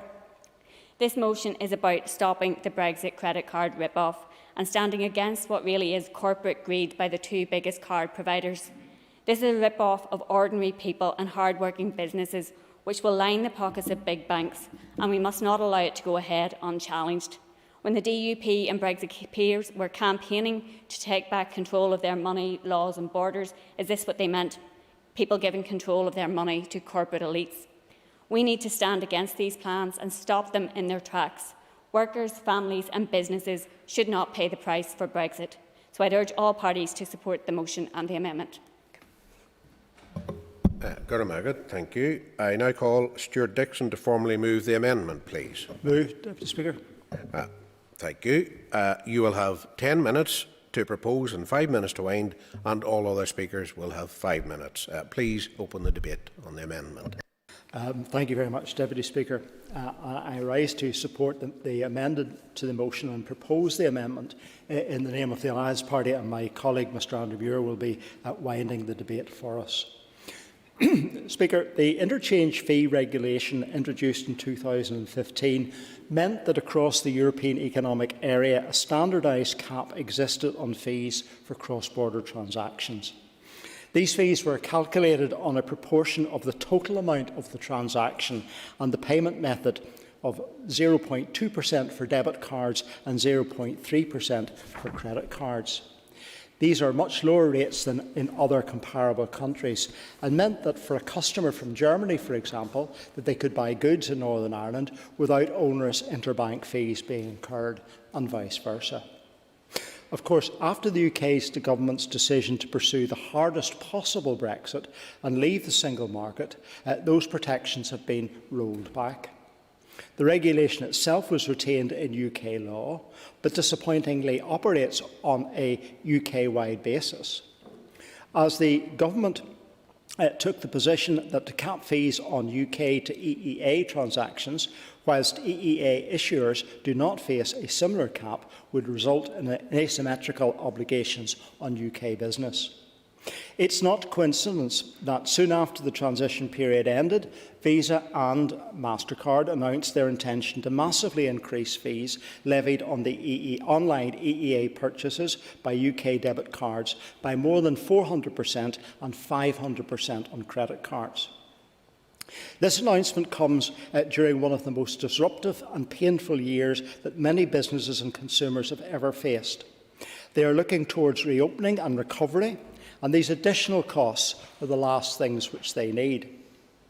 Reference has been made, and it's worth repeating, that those living in border regions or who source goods from the EEA are particularly vulnerable to increases in such fees, which will likely be passed on to consumers in the form of higher prices and less choices. These painful charges are made even more acute as there are few alternatives to what is essentially a duopoly, with Visa and MasterCard essentially controlling the entire debit and credit card market in the United Kingdom. It is cynical and deeply damaging at this exceptionally difficult time, and indeed it benefits no one but big banks and multinational corporations, concerned more about their shareholders than consumers or the small businesses. I do note, however, that Visa and MasterCard have announced that they will delay a rise in online purchase fees planned for US customers until April 2022 to give businesses space to recover from the COVID-19 pandemic. It's disappointing that the United Kingdom businesses and consumers have not had such an approach extended to them. So today, Mr Speaker, I will call on Visa and MasterCard to rethink these massive increases. I have not seen any justification for them. In fact, it is simply pure opportunism. Nonetheless, this is a problem caused by Brexit, and we believe that the United Kingdom government needs to act to resolve it. And that brings me to the proposed amendment.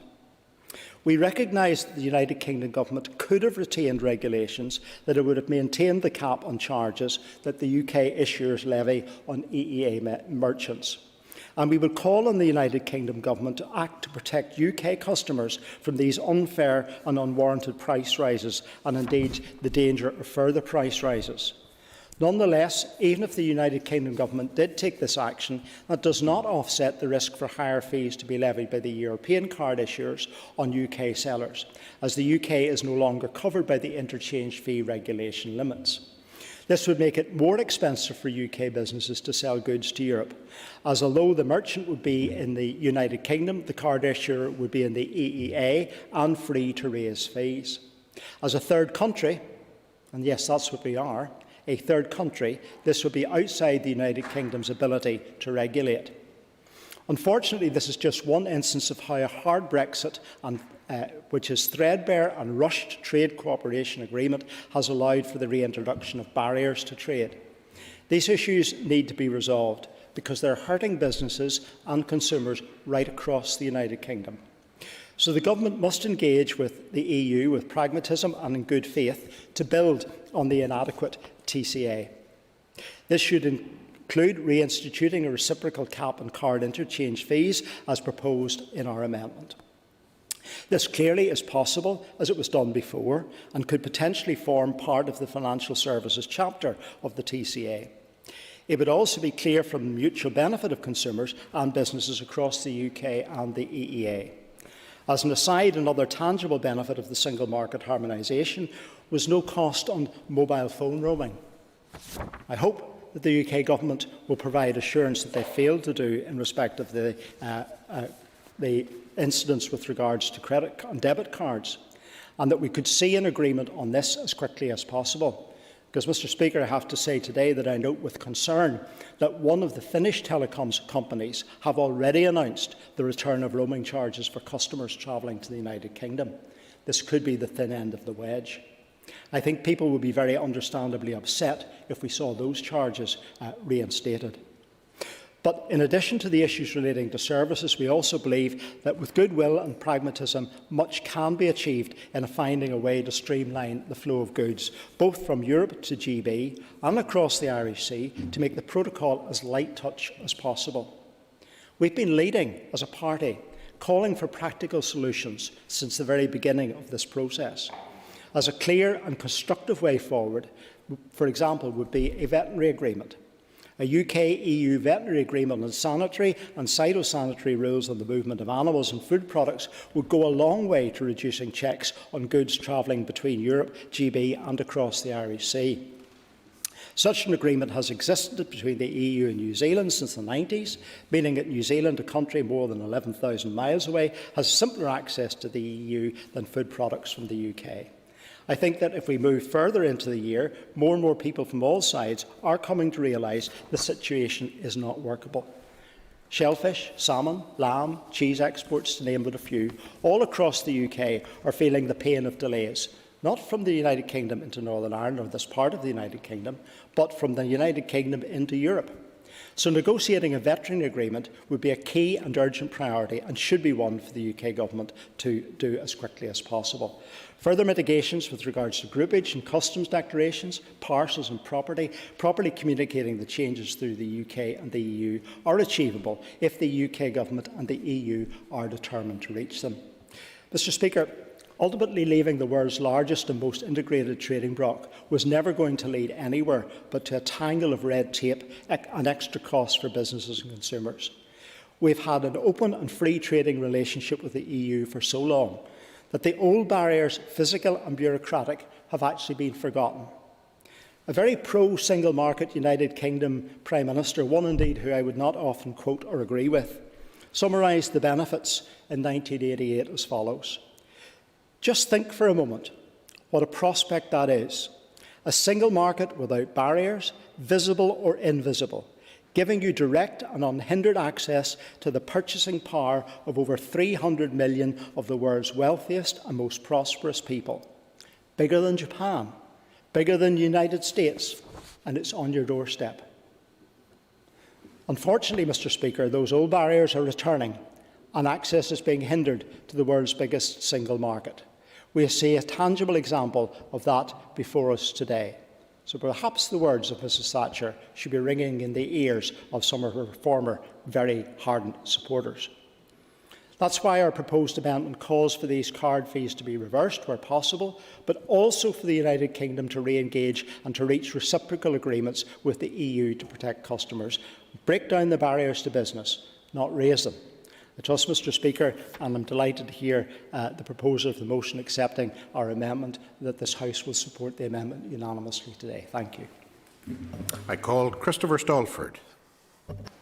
Thank you, Mr Deputy Speaker. Sir, on behalf of my own party, I want to say it's not our intention to divide the House on the amendment, because the amendment clearly improves the folderol that we've been served up by the Chair of the Economy Committee, which is just the latest in a litany of political point-scoring exercises undertaken by her party in this regard. If ever a motion has been tabled in relation to an issue where people are unable to see the wood for the trees, I think this is it. You rise to your feet in relation to this issue, while in previous debates you passed motions calling for the rigorous implementation of the Northern Ireland Protocol. So it is ironic to be lectured on the costs to businesses by any of the parties opposite who argued in favour of that protocol. The situation is now that Northern Ireland, less than 0.5% of Europe's population, is presently being subjected to 20% of the checks that take place along the borders of the EU, which I think demonstrates to us all the rigorous implementation that the parties opposite campaigned for and called for. They actively supported, it's no good for the member from South Belfast to chunter from a sedentary position. They spent 3 years actively demanding these provisions. You created them, you own them. The DUP, perhaps later, the DUP recognises the need to ensure consumers in Northern Ireland who are already feeling the impact of the oppressive Northern Ireland Protocol do not face additional barriers to trade, both within the United Kingdom and indeed further afield. This rise in interchange fees will apply to retailers based in the EU when they sell goods or services to someone using a credit or debit card in the UK, either online or over the phone. Will not affect in-person or card-present payments, and I hope that this may offer some comfort to those in border areas who physically cross the border for their work or for business. Whether any additional cost will be passed on to the consumer and therefore affect trade into Northern Ireland is still uncertain, and further work will need to be undertaken to see how this can be mitigated. A June 2020 report from the European Commission examined the advantages of its interchange fee caps and found that retailers had saved €1.2 billion a year. But the extent to which consumers benefited from this was much less clear. It will be important, therefore, as households and communities emerge out of the lockdown that we're living under, that eventual plans, whether it's to go on holiday or to travel for business, are not complicated by additional costs passed on by European airlines, hotels, car rentals and holiday firms. Our government, I certainly won't. The member rightly indicates that it's not yet clear whether the charges which initially apply to the vendor will be passed on to consumers here. But there is a certainty, is there not, about the charges which are going to result from the protocol checks, in that the official controls regulation of the EU from 2017 requires, as a matter of law, that those checks are charged out to the supplier and therefore inevitably will fall upon the consumer. And yet today we haven't heard one cheep of opposition from rigorous implementers of the protocol to the fact that their protocol is going to impose those charges on all of us. Members, an extra minute. Thank you, Mr Deputy Speaker. And I doubt very much that my friend will hear one cheep in this debate from Brussels' little cheerleaders across the way. It will be important, therefore, as households and communities emerge from lockdown, that clarity is provided on this matter. There is an irony in Sinn Féin condemning the charge in interchange fees when they have endorsed, campaigned for, spent 3 years trying to secure the provisions of the protocol arrangements. And they, as has been said by the member from North Antrim, they impose far, far greater charges upon businesses in this country. But evidently, their higher loyalty to the European Commission and their higher loyalty to European institutions trumps their obligation towards their constituents who want to make it easier to set up a business, to trade and to prosper. And therefore, as I say, it's not our intention to divide the House on this matter. But I think it's rather like someone's house is on fire and their shed is on fire, and the chair of the committee is more concerned about the shed than she is about the house. The real damage is being done by the protocol, which the parties opposite argued for. They should own that. Agus na siarm Sir Matthew O'Toole hon can call Matthew O'Toole. Thank you, Mr Deputy Speaker. Who knew, Mr Deputy Speaker, that a project about leaving the world's biggest integrated trading and economic zone would lead to barriers to trade for consumers? Who could possibly have guessed that? Who could possibly have imagined that leaving a market of nearly 500 million people, of 28 member states, with integrated rules around trade, including around usage of cards, who could have imagined that would have created extra costs and burdens for consumers and small businesses? If only someone had told us, Mr Deputy Speaker, if only someone had said, of course we did say, we said repeatedly that this is what Brexit was about. Brexit is about tearing down the integration that had benefited consumers, businesses, small and large, across this continent. This is literally the outworkings of Brexit, and it's no use, I'm afraid, members opposite seeking to deflect responsibility for a project that they supported, they funded, and they helped to deliver through a majority in the House of Commons. It's no use them trying to deflect blame for it onto people opposite. Just, if I may, Mr Speaker, I'll go through some of the issues raised by today's motion and the amendment, both of which we welcome, both of which we will be supporting today, obviously. There are specific issues to do with card fees. They have been touched on by the previous speakers, both Keith Archibald and Stuart Dixon. It's been mentioned that there will be a 5-fold increase in card fees for credit card and about the same for debit card. These fees are charged to vendors, as has been said, but invariably, particularly when we're talking about businesses of all sizes, invariably they end up being passed on to consumers. That's why the interchange fee regulations existed in the first place, because the European Union is about protecting consumers. Why was the single market created? And I see my colleague from South Belfast laughing at this. That's what the European Union is. It's a single market designed to protect consumers and to regulate trade between economic actors on this continent, and we've left it. And members opposite have talked, and particularly the member behind me as well, have talked repeatedly about an economic united Ireland because of the effects of the protocol, and they blamed us for the effects of the protocol.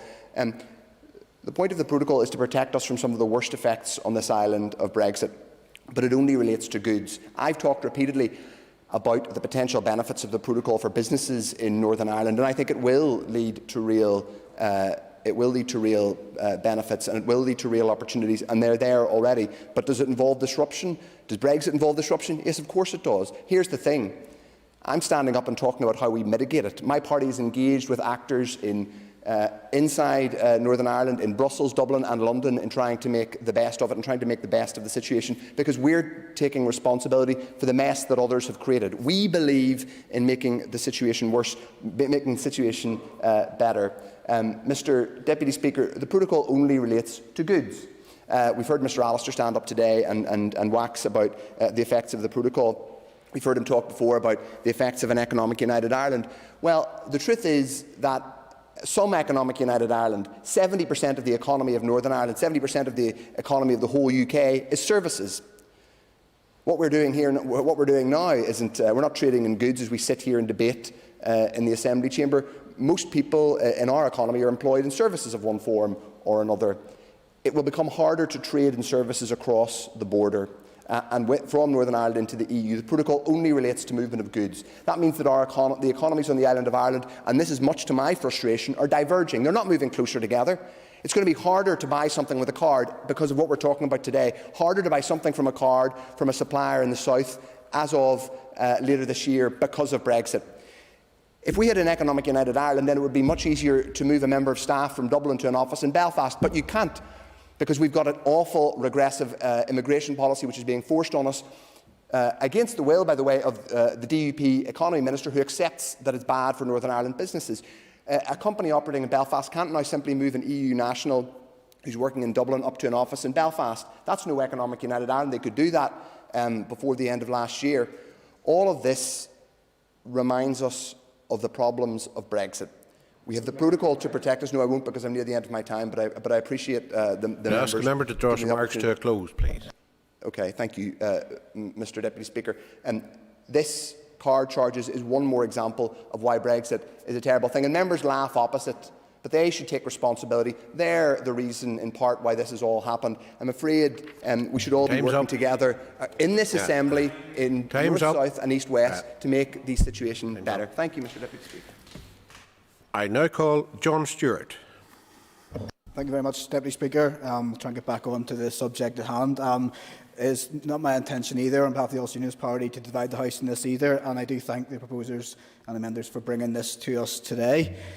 British consumers make tens of billions of pounds of purchases every year from the European merchants on credit cards alone, and the hike, both from MasterCard and Visa, will affect the majority of these. Thankfully, the concerns, hopefully, of border communities will be alleviated by the point that my colleague for South Belfast made, that in terms of face-to-face contact in those trades, that will not be dealt with. But undoubtedly, the impact will be felt on online retailers, and it goes without saying, in the traditions that we normally see, that any cost borne by traders and by merchants will be passed on to the consumer, and which organisation have said that again just this week in raising their concerns about it.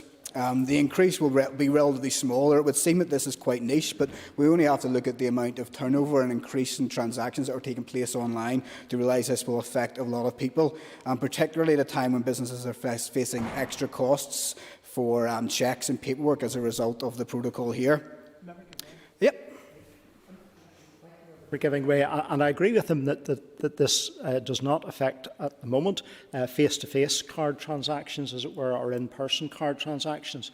But we've just come through a year where more people in the United Kingdom have involved themselves in online or phone transactions. They've been doing that predominantly to order their groceries from supermarkets. Now, those payments will be included. So as in-person activity declines, online and phone activity will increase, and therefore I believe that the problem will increase. Members, an extra minute.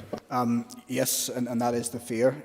I agree with my colleague from East Antrim over that. And undoubtedly, as I've said, online trade is growing exponentially year on year at a rate of 20% plus. So this is only going to affect more and more people.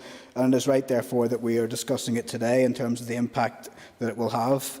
As I've said, this is thankfully getting recognition both at Westminster and in the other chambers around the devolved institutions.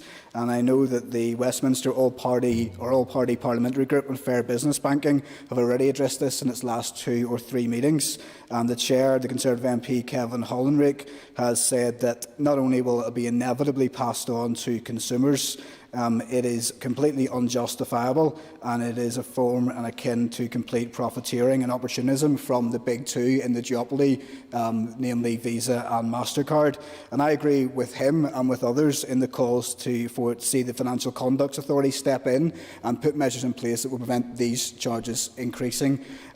It is no surprise, given the way that Visa and MasterCard are getting on here, that their share price has increased threefold in the last 5 years. They are a colossal wrath of God financial institution in terms of the size and scale of them, and that share price increased threefold in 5 years with caps on their fees, and they're looking to increase these before 500%. It's completely unacceptable. It will be passed on to consumers because of the pressures businesses are facing, and I hope that any message from this House can be sent over to Westminster and that something can be done there. Thank you very much, Deputy Speaker. I'm not going to take up the rest of my time. I call Paul Frew.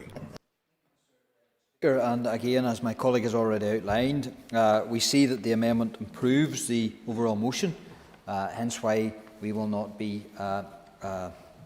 against it today. And I hear from the utterances across the way that they also support the amendment, so I can see that the House will not divide. And that in itself is probably a good message and a good omen, Mr Deputy Speaker, in regards to the fact that this is an issue that needs resolved.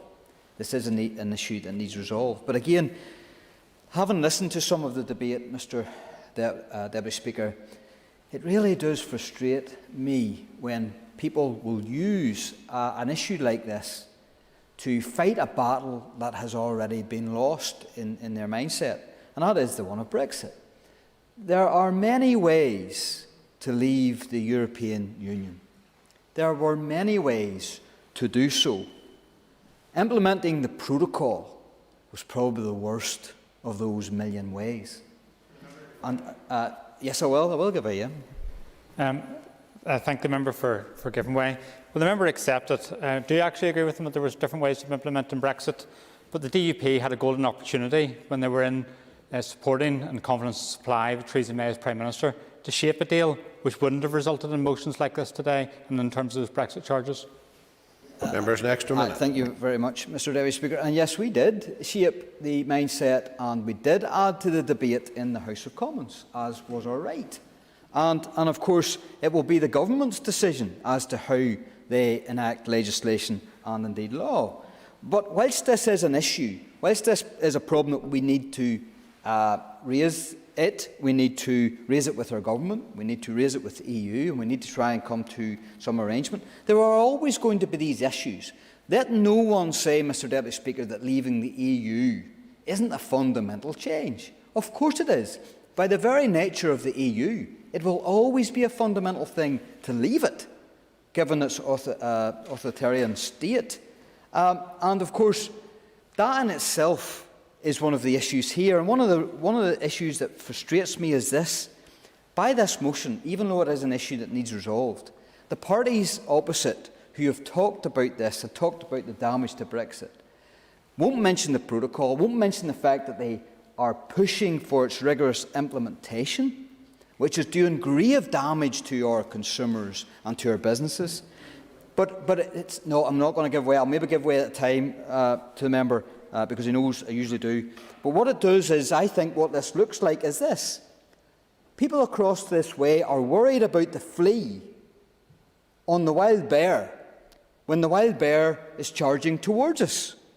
And that is the implementation and the removing of the grace periods of the protocol, which will do us grave damage here in Northern Ireland. Now, that's nothing to do with Brexit. That is the protocol, pure and simple, because there was a million ways to leave the EU. Now, the irony in all of this is that Sinn Féin condemning the change in interchange fees when they have endorsed protocol arrangements which provide a far more significant and costly burden on businesses and consumers in border communities.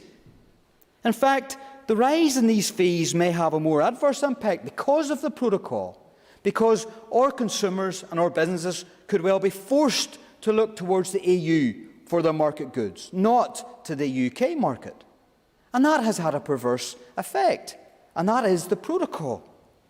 And, you know, it's one thing, and what I don't understand for many times, the SDLP have been very consistent over their history on the EU. But Sinn Féin and the Republican movement haven't. They've, throughout their whole tragic and violent past and history, they've always been anti-EU up until the point where they could see more division. So I will not take any lectures from Sinn Féin, especially when they say that the EU is so good, but yet we see with their ABU, their database on voters, which breaks EU law with regards to the GDPR, Article 9. Point of order. I ask the member to withdraw that comment in relation to Sinn Féin being involved in any law breaking. The member has the right in his contribution, I'm sure he'll be summing up, to explain to us in this House what Sinn Féin are actually at when they talk about their database and the information they hold on voters, who are workers, who are family members, and how does that fit and comply with EU law. That'll be something that we'll wait. I would ask the member just to return to the motion, please. Okay, member. I will give way to Matthew Toole now if he wants to give way. I'm happy enough to. very much for remembering me. Can I just say to him, he made the point about the protocol. We didn't want the protocol. We didn't ask for the protocol. We think it should be implemented because it's international law and it has real benefits and opportunities. But it does need to be made to work. So what we want to do is work with you, if you're willing, to make the protocol work. We recognise our issues. So just to clarify that. I think the member for his contribution on it was very, very helpful, because we will work with anyone who assists in trying to reduce the burdens and the degree of damage that the protocol does to our people, our businesses and our workers. And I think it was Stuart Dixon, when he was speaking, he talked about higher prices and fewer choices from this issue. But that in itself is what the protocol brings. It brings higher prices and fewer choices. And that's something that we're opposed to in this party. Thank you, Mr. Speaker. Agus nice éireann Sir Gemma Dolan, hon caint I call Gemma Dolan. We're approaching the 4th month of the ending of the transition period, and some of the implications that are already affecting my constituents on a day-to-day basis are the loss of the EU directive on cross-border healthcare, the need for a green card for driving in the 26 counties and mainland Europe, and the presentation of several challenges and uphill battles to our already struggling agri-food sector. And now this announcement from MasterCard and Visa to increase credit and debit card fees 5-fold. All because of a Brexit that the majority of people in the North voted against. It's clear that these major companies are cynically using the loss of EU consumer protection law to overcharge customers. This is Brexit laid bare, an opportunity for big businesses to line their pockets free of the EU legislation that reined them in. So what's to stop the mobile network providers reintroducing roaming charges, for example? My point is, where is this going to end? As a result of this, and numerous other Brexit-related threats and loopholes, border dwellers once again are potentially going to be the worst affected. Where I come from, people cross the border daily to purchase everyday items such as groceries and fuel. Credit card charges on basic goods and services must be avoided, as workers and families here are typically on lower incomes than those elsewhere. In fact, according to NISRA's Low Pay Index, 25% of workers in the North earn below the living wage of £8.21 an hour. The North has the highest rates of low pay across these islands. On these card charges and many other areas outside the scope of the protocol, we are facing divergence and increased costs for those who work, live and trade across the border. Workers and families simply cannot afford the additional charges and the costs of Brexit. Again, a Brexit that the majority of them did not want. Hotels, airlines, travel groups and car rentals could be the hardest hit by this announcement from MasterCard and Visa. Throughout the pandemic, the All-Ireland tourism flows have been instrumental in mitigating the decline in overseas tourism. These card charges put North-South tourism in jeopardy and endangers our tourism recovery. Yep. Remember, just on that point, someone was raised by a member opposite was that this was not only not relevant to in-person card fees, but the truth is, if someone's booking a hotel, hopefully maybe in Donegal or Mayo this summer, they might be paying for it online using a card. The member has an extra minute. Thank you. Absolutely, I completely agree with the member, and obviously as we're encouraging staycations this year, that's more than likely going to happen. So at a time when many businesses have shifted to online models to merely survive due to the pandemic, these extra charges will cut even deeper, and we should be helping to ease these new trends, not hindering them. These unnecessary charges could be the difference in job losses and business closures, and therefore should be stopped. I support the motion and the amendment. Agus nice éireann Sir Sinead McLaughlin, hon caint I call Sinead McLaughlin. Thank you, Mr. Deputy Speaker.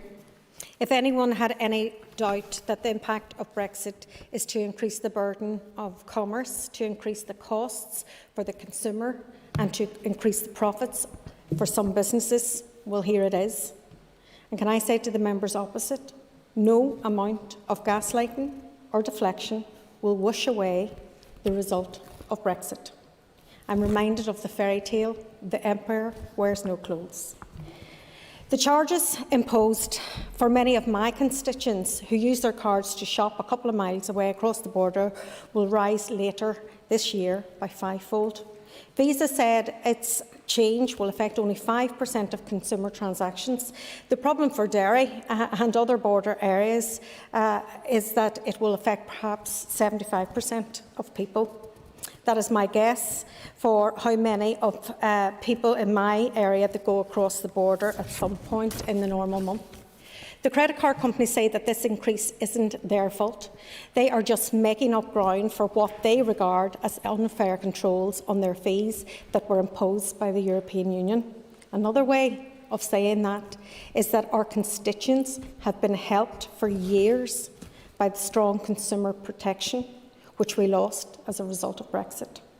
A lot has been said on this issue today in this House, and I support most of what has been said, so I don't think there's any need to repeat it. But it's not just about card transaction charges. Consumers or constituents have also lost protection against high mobile phone roaming charges and data roaming. For many people living on the border, this is not just about going on holiday. It means that they must now be ultra careful to avoid their phone automatically switching networks and being hit by high roaming charges. Until the end of last year, EU regulations prevented mobile phone companies in any EU country from imposing high charges or for using your phone outside of the UK. That protection ended on the 1st of January. Roaming charges now vary between mobile phone companies, placing a burden on the consumer to know the situation. I stress this particularly hits those who live in the border area, people who were ignored too often throughout the Brexit referendum debate. Mr. Speaker, remember the phrase Project Fear that was used whenever those of us who opposed Brexit warned of the possible impacts, including phone roaming charges. Well, this is what Project Fear really looks like. This is the reality. I support the motion and I support the amendment. Thank you. Agus na siarm sir Pat Catney hon cain I call Pat Catney. The pandemic has had a profound effect on how we do business across the world. The consequences of this is that the use of the card and cashless systems have increased exponentially. It is incredibly important that coming out of the pandemic we do all we can to help our businesses recover, facilitate improvements that lead to businesses being conducted more effectively and remove barriers to recovery and allow businesses to thrive. The decision by Visa and MasterCard to increase fees as soon as the EU cap didn't apply to the UK is opportunistic, short-sighted and almost predatory. To increase card fees as cashless transactions in e-commerce is rapidly accelerating will have the result of stifling the economy just as we are trying to bounce back from the past year. It simply cannot be acceptable. I can understand how costs can increase, but these are big companies and experts in the field. Five-fold increases surely cannot be justified in any way. This will have a huge impact on our border companies, but also on the number of our world-class artisan small businesses that work within the EU. These are unique and specialist companies at the heart of our local economy, who we should all be encouraging. Mr Deputy Speaker, commerce has moved online, but the processing of these transactions has also moved online. We hear all the time about the cost-saving opportunities that occur with technological advances. Why then do these massive companies need to impose these over-the-top charges on consumers? Any argument that these charges are required because of Brexit does not hold water for me. I have spoken with many small retailers in Britain who have managed to work out the different regulatory systems that exist now. If they can do it with teams of one or two, then I think that the large companies of Visa and MasterCard can deal with these changes with the minimal disruption. I have heard of a number of large companies that have looked to set up EU entitlements to try and avoid these fees, but there is something that may not be possible for smaller businesses. We must push the UK Government to introduce a cap on these fees and to work with the EU on interchangeable caps. We live in a global economy and our businesses operate within that global economy. There has been a lot of talk of unfair tax regimes, or their impacts and the need to impose. This is another area where unfair costs are being imposed on our businesses, and there is a need to impose them with the same dedication and perseverance. Thank you, Mr. Deputy Speaker. Good. Thank you. Now, members, as question time begins at 2 p.m, I suggest that the House takes its ease until then. The debate will continue after question time, and the next member to speak will be Mr. Muir, who will be winding on the amendment. Okay, thank you.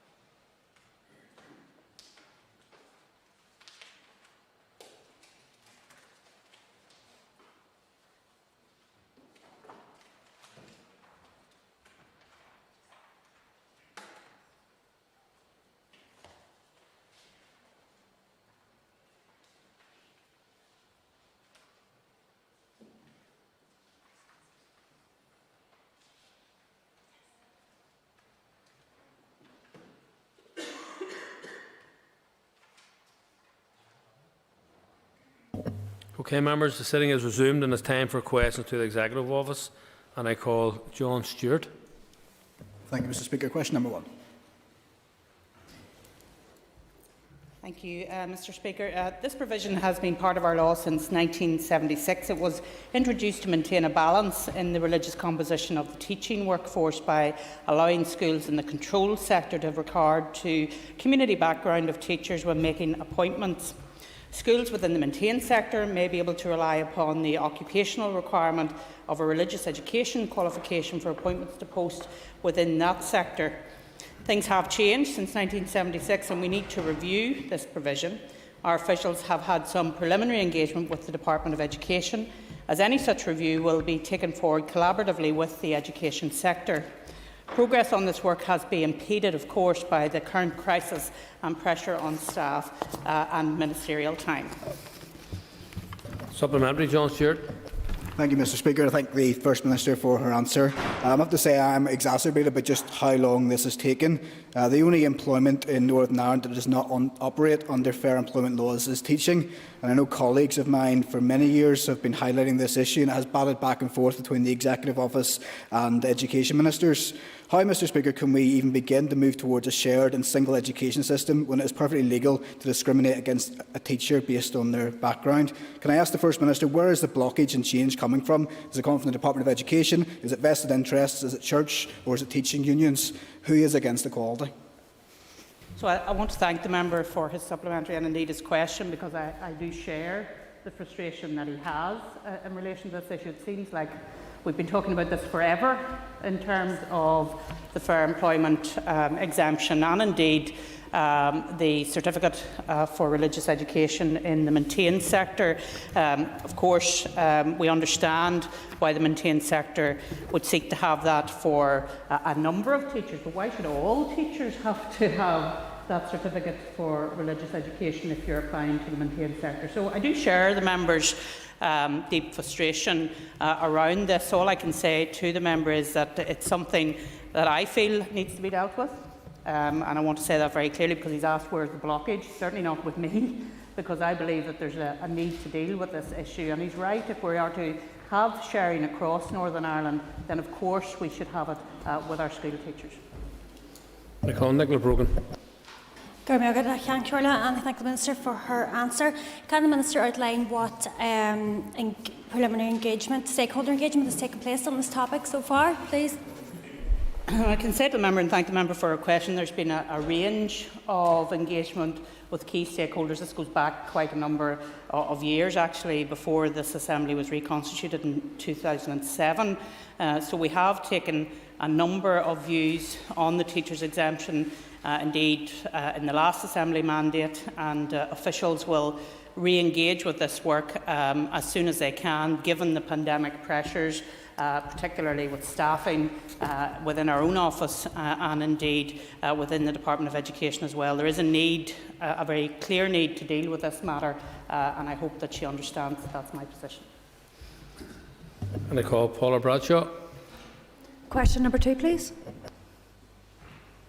So, Mr. Speaker, with your permission, Junior Minister Lyons will answer this question.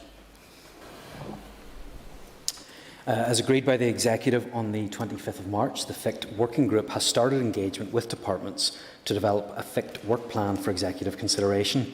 Subject to any emerging pressures, this work will be completed over the coming months. Supplementary. Paula Bradshaw. Thank you, Mr. Speaker, and thank you for the response. I'm just conscious that a lot of work went into the development of the draft report, and that included the stakeholder engagement.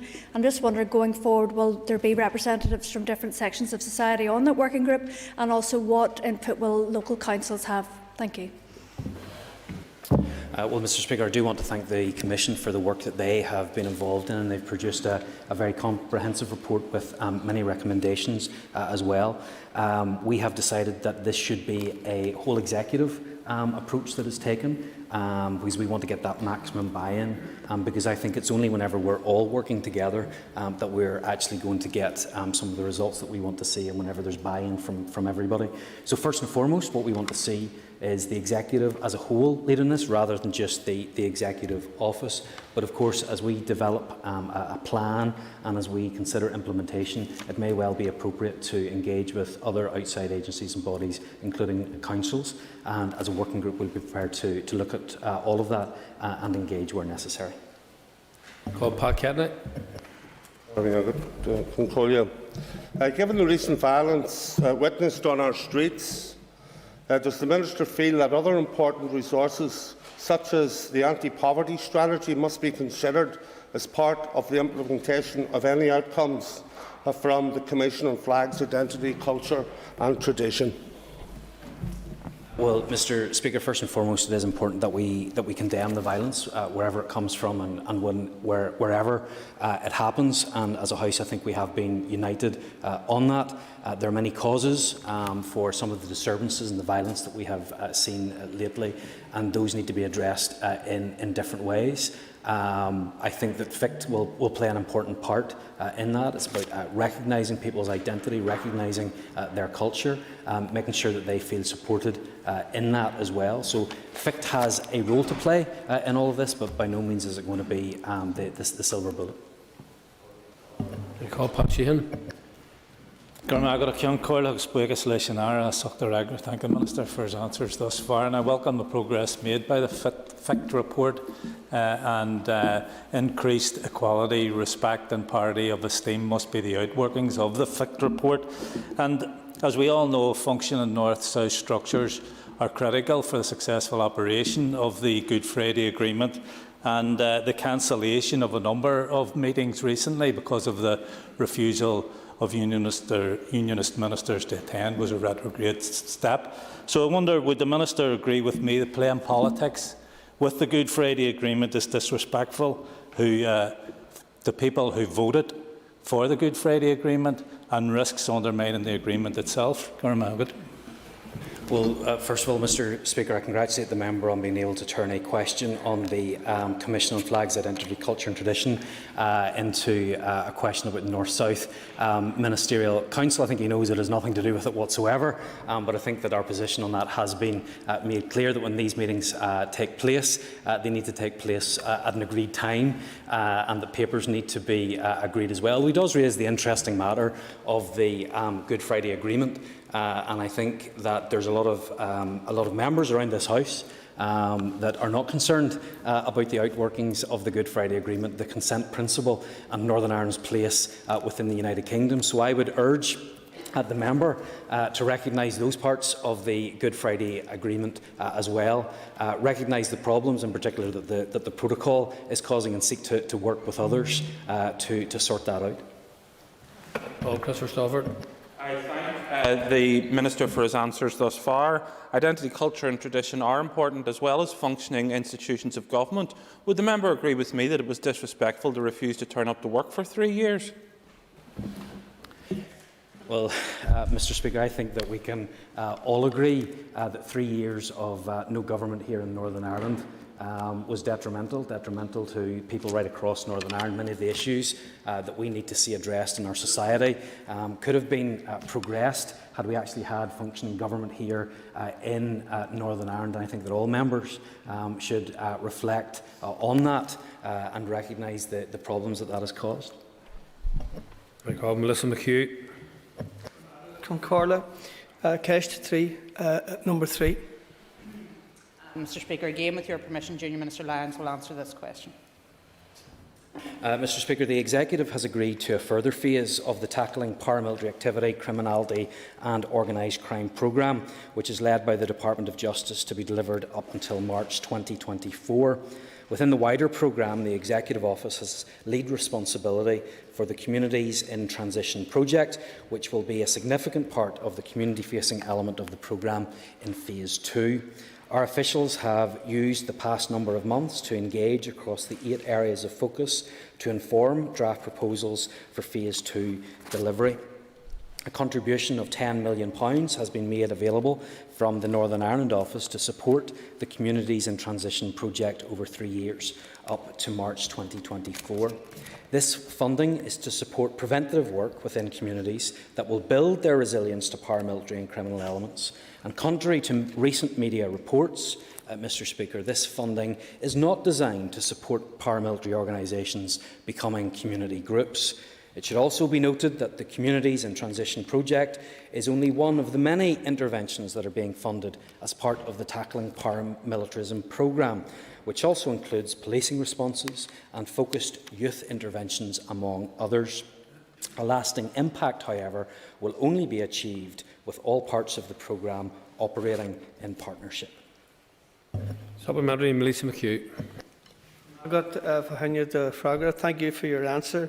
And the programme and its extensions to be welcomed, and I'd like to see it geographically extended as well to include areas that of which I represent myself, i.e. the likes of Strabane and so on. And that can you give us any assurances in what way that you actually will address and ensure that none of this funding will be provided to organised crime gangs as part of the community in transition? Well, Mr. Speaker, as somebody who has had the interventions in my own constituency, I can see the benefits of the Communities in Transition project and can understand why people want to see them extended into other areas. And feedback that we have had with elected representatives has suggested that there are further geographic areas which could benefit from focus on the Communities in Transition project, and if sufficient funding was available, these areas may include but are not limited to Shantallow, Tigers Bay, Mourneview and Lurgan and North Antrim, and expansion into other geographic areas is being considered within the context of planning for Phase 2 of the projects. The member has also raised the what I think comes from the recent media coverage lately about the Communities in Transition project, and of course I can confirm that this money, this funding, is not for paramilitary organisations. It is Communities in Transition. The clue is in the title. It is to help and assist those communities that are most at risk of coming under the coercive control of paramilitary organisations. So I think that it's very important that we support those communities, and we have to look at the projects that are involved. This is about helping people with mental health. It's about helping with employability and skills, all sorts of things that we want to see happen, which also then reduces the impact, the influence and the control that paramilitaries can have. And I think it's very important that it's put clearly on the record today what this money is for, what it is intended for, and what it is actually doing, and the positive work that is going on in communities. And I can see it in my own constituency, the really positive impacts and the life-changing impacts that it is actually having on people in our constituencies. I call Daniel McCrossan. Thank you, Mr. Speaker, and thank you, First Minister, for your answers to the question so far. First Minister, can I ask you, first of all, before answering my question, that when you address this House, you do so with facts. You addressed this House last week, First Minister, with incorrect claims against me that were totally wrong. So I would appreciate it if spurious remarks were not made by the First Minister. But First Minister, Mr. Speaker, how do you ensure quality of delivery and value for money for community and transition spend, and is this going to be made public? Well, I think that we only need to look at the outcomes, Mr. Speaker, of some of the impacts that these have had already, and the outcomes that we have had are exactly what it is that we are wanting to achieve. So I think that we have a very clear record of that. That's why we're moving into Phase 2. It's why more funding has become available. Of course, the process is open and transparent. Projects are awarded through an open procurement process. Therefore, any organisation which is registered on the public sector procurement portal, eTenders NI, can bid to be part of the delivery framework for the project. So there are rules, procedures in place to make sure that this money is spent in the right way, and I think we're seeing the impacts of that. I call Sinead Bradley. Four. With your permission, Mr. Speaker, I will answer questions 4 and 10 together. Since the end of the transition period, it has been a priority both within our department and across the wider executive to identify, assess and seek to resolve issues that are having an impact on our businesses. The Deputy First Minister and I have met with Michael Gove and the European Commission Vice President Maroš Šefčovič to outline the challenges we are facing, and I note their public commitment to find solutions and to engage with our business groups and civic society. We continue to engage at both ministerial and official level with the United Kingdom's government and others as relevant. Throughout all of our engagement, we have taken every opportunity to highlight the need to resolve issues and to ensure that the additional burdens and costs for our people and our businesses are minimised. One of the key agreed objectives of the Executive is to ensure, insofar as possible, unfettered trade between ourselves and the rest of the United Kingdom. As an Executive, we regularly review related issues to the end of the transition period, as well as preparations for the end of the grace periods, including those that the United Kingdom Government unilaterally extended in March of 2021. Supplementary, Sinead Bradley. Thank you, Mr. Speaker, and I thank the First Minister for her reply. The First Minister, I think all in this House can agree Brexit and the outworking protocol were inevitably going to raise up issues and transition period that would be challenging. But would the First Minister agree with me and the many business people that recognise all of those problems are solvable and can be worked through? And does she believe this place has a duty to reach out and support all those businesses and not be an obstacle to finding solutions? I thank the member for her question, and just to say that, of course, the solution and the way to deal with all of the huge difficulties that businesses are facing is to replace the protocol. That is very clear, because just when you think you have answered one issue with the protocol, another arises. And of course that's the difficulty with the protocol, because as the European Union continues to implement regulations, we will diverge from the internal market of the United Kingdom. Therefore, the protocol does indeed need to be dealt with, and I support businesses in doing that. I spent some of Friday listening to the extra costs which businesses are having to absorb as a result of this iniquitous protocol, and it is long past the time when our government acted to make sure that the protocol was gone. Well, Alex Easton. Speaker, and I thank the First Minister for answers so far. What recent discussions has the First Minister had with local businesses around the protocol, which the current situation is clearly extremely challenging, and what differences does she envisage if the grace periods were to actually end? So I want to thank the member for accommodating me in order to speak to some businesses in his own constituency on Friday. I found it really very useful, and I want to thank him for that. I have to say, alarmed at the extra cost that those businesses are having to incur. Some of them, of course, are passing them on to consumers and to their clients, which is very worrying as well. So we're seeing a reduction of choice, an increase in cost, all as a result of the protocol being implemented in the fashion that it has been. If the grace periods, of course, were to come to an end, we've heard already from the Chief Vet in Northern Ireland that the number of checks that he would be required to do would just be unworkable. Of course, the checks that are being carried out at present are completely disproportionate to the risk to the single market. We're all very aware of that. However, the European Union continues to push ahead and try to implement the protocol, which is doing no... the amount of damage that is happening to our businesses is quite incalculable. So we will need to continue to try and get the protocol replaced so that we can move on. John O'Dowd. Minister, one of the ways which our society and this institution can face the challenges of Brexit and COVID and economic recovery is through north-south, east-west cooperation. And over this last 24 hours, we've heard a number of reasons as to why your party hasn't been turning up at north-south ministerial meetings. Mr Lyons has just told us it's for diary reasons. Yesterday, your deputy leader of your party told us it was in opposition to the protocol. Will you assure this House and others that your party will not use north-south cooperation in your campaign against the protocol? Well, firstly, you've misrepresented what the deputy leader of my party said yesterday, not for the first time. And just to answer Mr McCrossan's point earlier on, I can show him the post that he put up, if he would like me to show it to him, because he had it up before anybody else had it up, and that was the point I was making.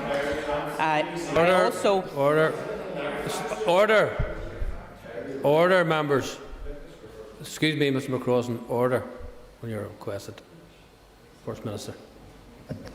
So, just to be clear with Mr O'Dowd, who has asked the question, I have made it clear at all times that I and colleagues will act in the interests of the people of Northern Ireland and in accordance with all of our ministerial responsibilities and, indeed, the pledge of office, as we've indicated.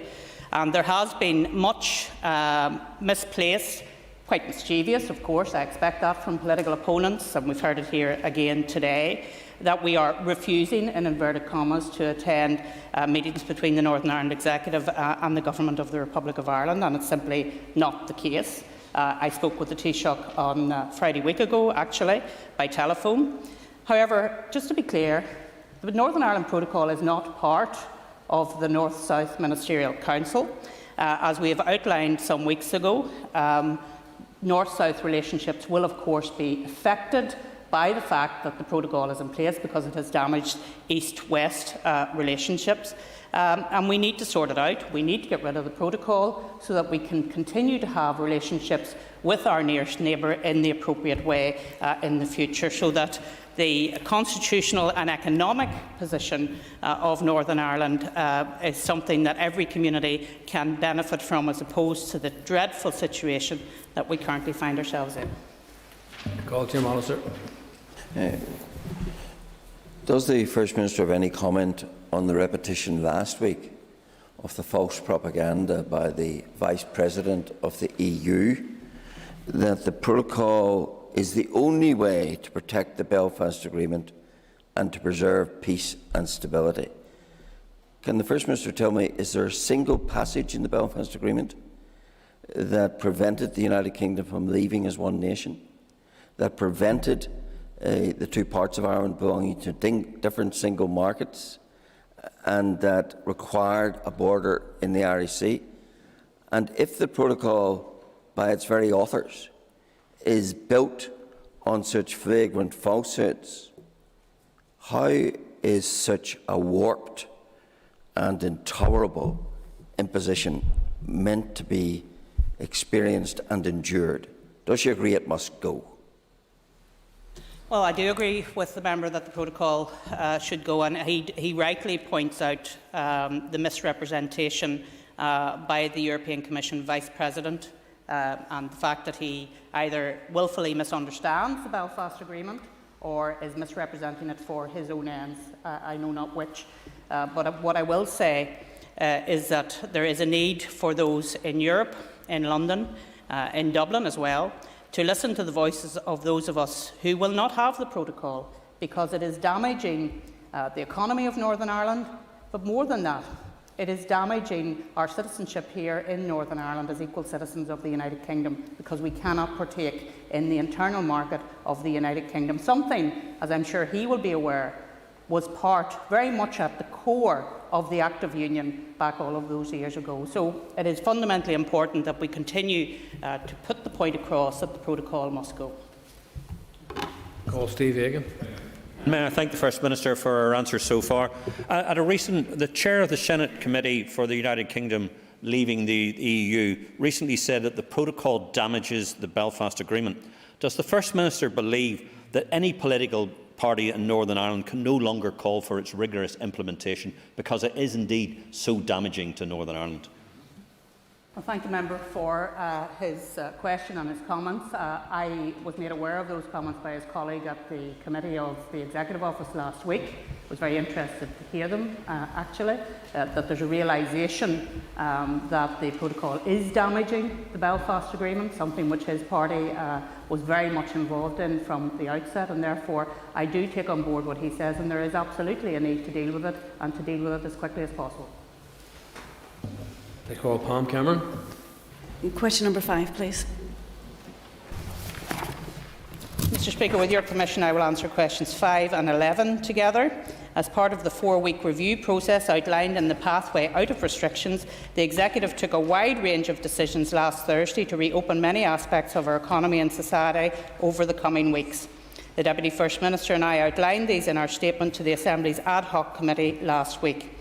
All of our decisions on relaxations that we have taken since the pathway was launched at the start of March have been informed by the data, and we are continued and committed to keeping them under review.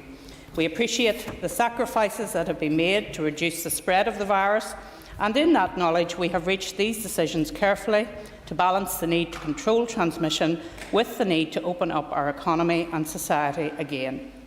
However, the lifting of restrictions does not mean we can let our guard down. It is down to all of us to continue to adhere with the measures we are now so familiar with to protect the relaxations we have worked so hard to achieve. And by that I mean maintaining social distancing, washing our hands, wearing a face covering, and continue to use the Stop COVID NI app. Palm Cameron, supplementary. Thank you, Mr. Speaker, and I thank the First Minister for her answer. Can I ask the First Minister if she would give us assurance that, for businesses in particular, that as COVID data continues to improve, economic recovery will be an ever-increasing focus of the Executive going forward? I thank the member for her question and absolutely concur that economic recovery must now be very much our #1 focus. We know that there are industries and businesses right across Northern Ireland who have been in a really dire situation over this past year. We have tried to help through mitigations and through grants being made available to those companies, but we totally understand that the best way to recover is to be open and to be able to continue with businesses. Can I say it is really of good news today that I say, Mr. Speaker, that there's now an opportunity for those in the age gap 35 to 39 to book their COVID vaccine. That was just announced by the Department of Health at 1 o'clock. So those people who are in that age gap can now avail of the COVID vaccine, and I would very much encourage them, if there's anybody in that age gap in this House, to make sure that they take that up. Hear you, Minister. Call Cathal Boylan. Good day, Ceann Comhairle, and could thank the Minister for answers. Minister, the pandemic has clearly highlighted the deep-rooted disadvantage and deprivation across many parts of our community. Can the Minister assure us that at the core of any recovery strategy that social inequalities will be addressed? I thank the member for his question, and indeed we have tried throughout this pandemic to talk about the impact on health and the well-being of our people, but also to look at the economic well-being and the societal well-being. So those three elements are the three elements that will inform the strategy of the Executive moving forward. I think that those are the three core elements to what we're trying to achieve, but we do, of course, recognise, and I'm sure the member will agree, that having a job is very much part of dealing with some of that societal disadvantage that some have in their lives, and that's why making sure that there are suitable and well-paid jobs available for everyone is something that we should very much strive towards. Call Keith Archibald. Ceann Comhairle, and I thank the First Minister for her responses. As we come out of lockdown and move towards economic recovery, part of that recovery should be building on the unique status that we have under the protocol, something that Invest NI has been promoting, and I understand there has been significant interest with Invest NI in relation to that, with at least 30 investors exploring opportunities here since the end of the transition period. So can I ask the First Minister to comment on that level of interest, and does she agree that we need to be maximising opportunities under the protocol? Well, unfortunately, because of the damage which the protocol has visited upon us here in Northern Ireland in terms of our largest market, we haven't been able to take as much advantage of the interests from other parts of the world as we would have liked. I find that very disappointing. The fact that our largest market has been hampered in the way that it has, I think, has caused great damage. And that's why we need to see the protocol dealt with as soon as we possibly can, so that we can then go out into the world and take advantage of our young people, the skills that they have, the fact that we have such a strong educational base here, the need to bring back our young people. And there was a recent report on this, Mr. Speaker, from Fetal about the brain drain out of Northern Ireland, the fact that we need those brightest and best to stay here in Northern Ireland. Those are the things that we need to focus on in our forthcoming economic recovery. I'm going to call John Stewart. Thank you, Mr Speaker, for letting me in. Thank you, First Minister, for her answer so far. In terms of those sectors last to open, hospitality, including the wedding sector, and also tourism, will be most affected and have been most affected throughout this. Can you give an assurance to the House and to those sectors that financial support will be there, will continue, even when they open in a partial way, to support them through this? Thank you. Well, certainly the decision of the Executive last week was that the financial support would continue until they were fully reopened again. Some of those hospitality venues who have outside premises can open, as he knows, on the 30th of April, but their support will continue because they cannot open fully, and we think that that is the right thing to do. Very conscious of the fact that there are many within the wedding industry who have suffered greatly. But I mean, my heart goes out to those who have had to organise. I was speaking to a couple at the weekend. 4 times they've reorganised their wedding. I mean, that is just incredible. What a stress that is on our young people, and maybe not so young as well. I'm not going to be ageist. But it is important that we continue to give support to the industry, and I know the Economy Minister is continuing to keep in close contact with the industry to see what else we need to do to help them. That ends the period for list of questions, and we now move to 15 minutes of topical questions, and I call Sinead McLaughlin. Thank you, Mr Speaker. Can I ask the Minister, under Section 52 of the Northern Ireland Act, sets out the legal duty on ministers to attend meetings of the North-South Ministerial Council, and where there is any doubt over which minister should attend, it is up to the First Minister and Deputy First Minister to attend. On what basis did you fail to nominate someone to last week's North-South Ministerial sector meeting? The sectoral meeting, which the Transport Minister, Ms Mallon, decided would go ahead, despite the fact that she had been told that it did not suit the nominated person who would accompany with her, despite the fact that the agenda and the papers had not been agreed by my office. You know, North-South Ministerial Councils are to proceed by agreement. That's the whole point, that there is a unionist minister there when a nationalist minister is in the lead, and vice versa. So all of these things have to proceed by agreement, and I very much hope that agreement and consensus will be sought by those ministers setting up North-South Ministerial Councils in the future. Supplementary, Sinead McLaughlin. Thank you, First Minister, for your answer.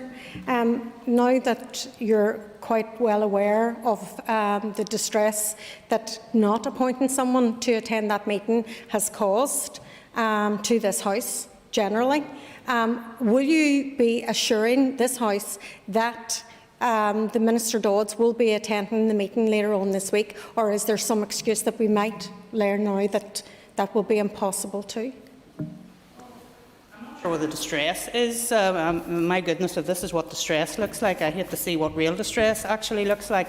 But in terms of the NSMC, I've indicated to Mr O'Dowd, I will indicate to you as well, I'm fully aware of our ministerial responsibilities as outlined in the Pledge of Office. I have told her why the meeting did not go ahead. It is up to her whether she believes it or not. That's a matter for her. That is the reality, that there was not agreement on the agenda, despite the fact that her minister decided to tweet the draft agenda on Thursday night, thereby breaching ministerial protocol by putting papers which are for the executive out into the public realm, which, not for the first time, I have to say, from the SDLP. However, that's a matter for her. George Robinson's not in his place, and the next question 3 has been withdrawn. I now call Mark Durkin. Could I ask for Mark Durkin to be brought on screen? Could you invite Mark Durkin to ask your question, please? I thank the First Minister for her answers thus far. The Minister will be well aware of the scale of the challenge we face to address mental health issues here. We were in a bad place pre-pandemic. We're in an even worse place now if we're listening to any of the experts. Responsibility doesn't lie solely with the Minister for Health. Could the Minister outline what plans the Executive has to address our mental health crisis? Member for his question, a subject which he returns to frequently, and can I commend him for that. The subcommittee of the Executive which deals with mental health resilience and well-being and suicide prevention is one of the best attended, I have to say, subcommittees of the Executive. It's one that we all take very, very seriously, and we want to interact with those health professionals that come to that subcommittee. The last subcommittee, we were briefed by the interim mental health champion when she was able to bring us up to date with what interventions are going on at that time.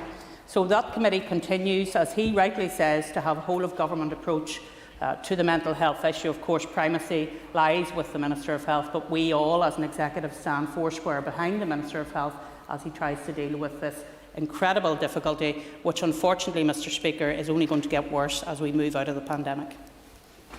I call Mark Duggan, supplementary. Thank the Minister for her answer, and I do hope that this is one thing that can unite parties and people here. Political discord and instability does nothing to help our population's mental well-being.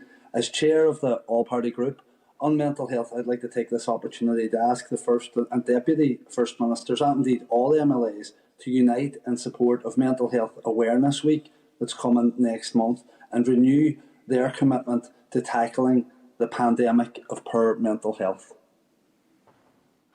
The member for that, and indeed, not going to speak on behalf of the Deputy First Minister, but I'm sure that if there's something he would like us to do to mark that collectively, we would be more than happy to look at that, because I think it is something that unites everybody, not just in the executive, but right across this House. And it's about how we intervene in a timely fashion to try and deal with some of these issues. So that's why the subcommittee is not just about suicide prevention, it is actually about resilience and well-being as well, to try and deal with those early intervention issues. So I very much look forward to, if the member feels that we can help in relation to that, if he would like to write to us. I call Rosemary Barton.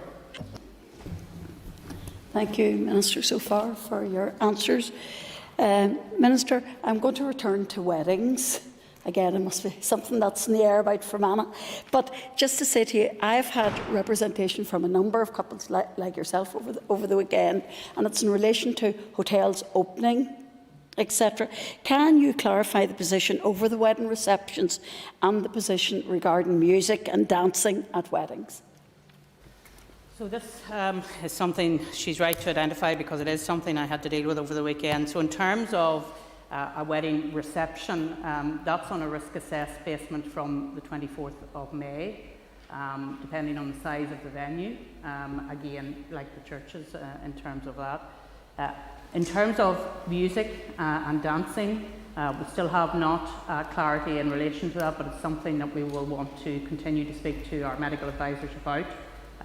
They are concerned, obviously, because singing and dance is quite aerobic, that would cause some difficulties, but it's something that we're very much aware of and are happy to come back to the House about in due course. Supplementary, Rosemary Barton. Yeah.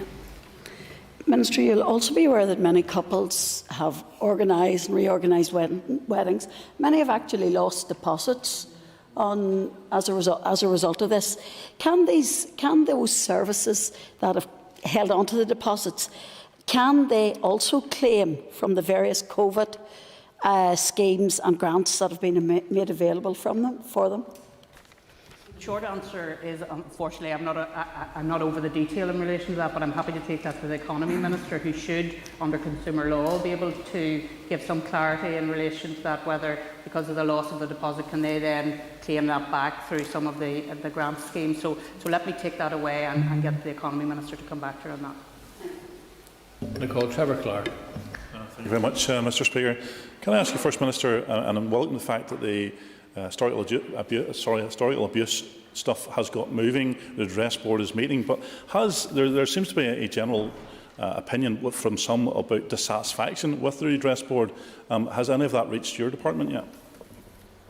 Well, yes, in terms of the historical institutional abuse, the Deputy First Minister and I met with the new Commissioner, Fiona Ryan, who has been put in place to be an advocate for all of those people who come forward with their stories, and that was a very useful meeting for us. I know a number of members across the House have been contacted by those people who are applying to the Redress Board because they have concerns that the process is actually causing distress to some of those individuals. It's something I think the Deputy First Minister addressed in her last question time appearance, so it is something we are aware of and something that we will be getting a briefing on to see if there's anything that we can do to assist, because the last thing we want to do is to cause any sort of re-traumatisation to those people. Supplementary, Trevor Clark. And I suppose in essence you've answered that. I suppose given that it has been a difficult journey for many and the long journey in terms of that waiting, and I suppose it's inevitable that any conversation they have is they're going to revisit that past. So I welcome the fact that you're going to look at that. Could you give us any idea of what maybe could be done in relation to that to actually soften that for some of the individuals involved? We want to hear of the experience and what it is about the process that is causing problems. You will know, Mr Clark, that for victims, whether it's through this sort of abuse or other sort of abuses and violence, that there's a different reaction from each individual as to what they are having to go through. So we will want to listen to those voices and indeed engage with the Commissioner again to see if she can give any clarity as to suggestions on what can be changed in the process to try and help. Can I call the member Sean Lynch on screen, please?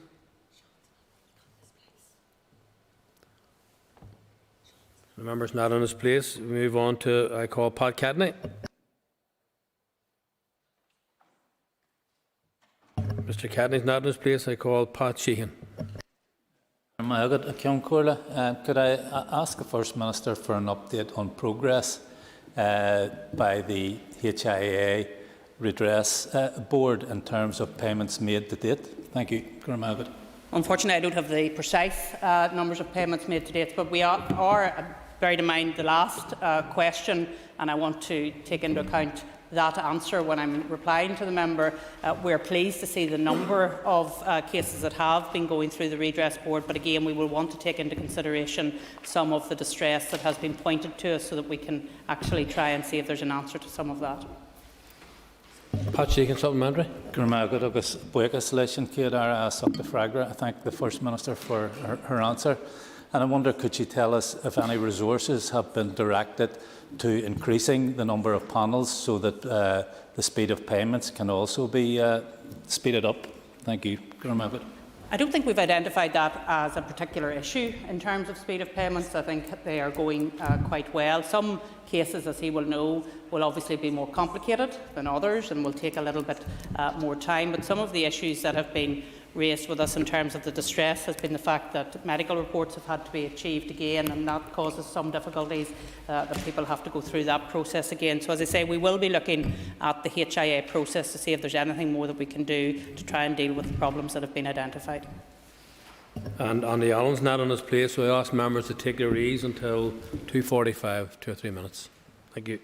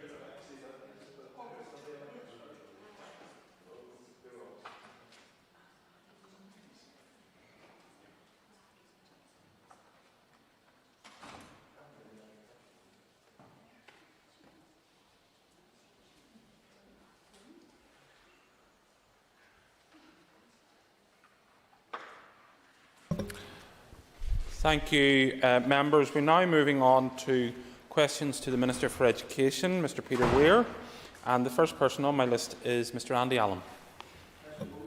Speaker. Speaker, thank you, member, for his question. My department doesn't hold information on pupils who are eligible for free school meals. It does, however, hold information on pupils who are entitled to free school meals. Maybe a bit of a slight subtle difference, having applied to the Education Authority's free school meal entitlement process. This is collected annually via the school census. So the figures for each of the last 5 years. In 2016-17, 102,996 pupils were entitled to free school meals.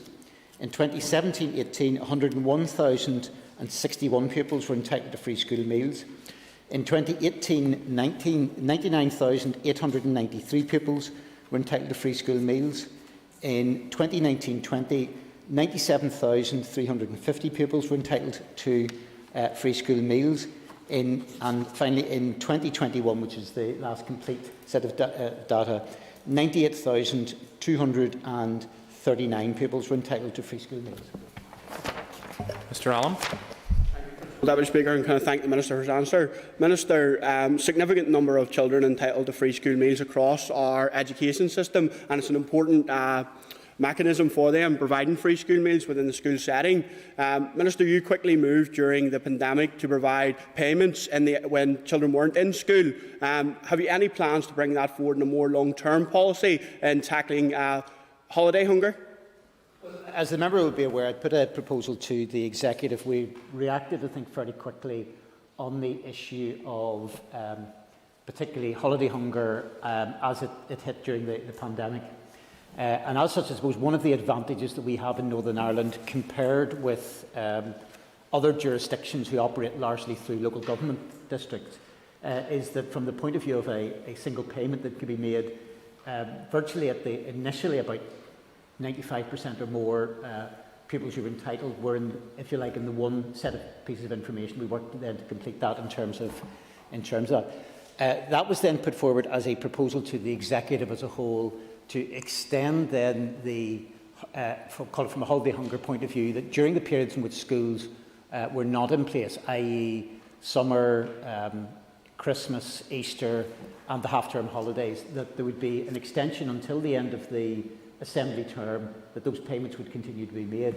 To that extent, I think in Northern Ireland we were the first jurisdiction across the UK, I think, to be able to do that. As part of that, I think there is, and I take on board what the member has said, that, if you like, provides a scenario for the next year or so. But as part of that, there are then discussions from the anti-poverty strategy, the direct lead on holiday hunger, and indeed across the board in terms of child poverty lies with the Department for Communities.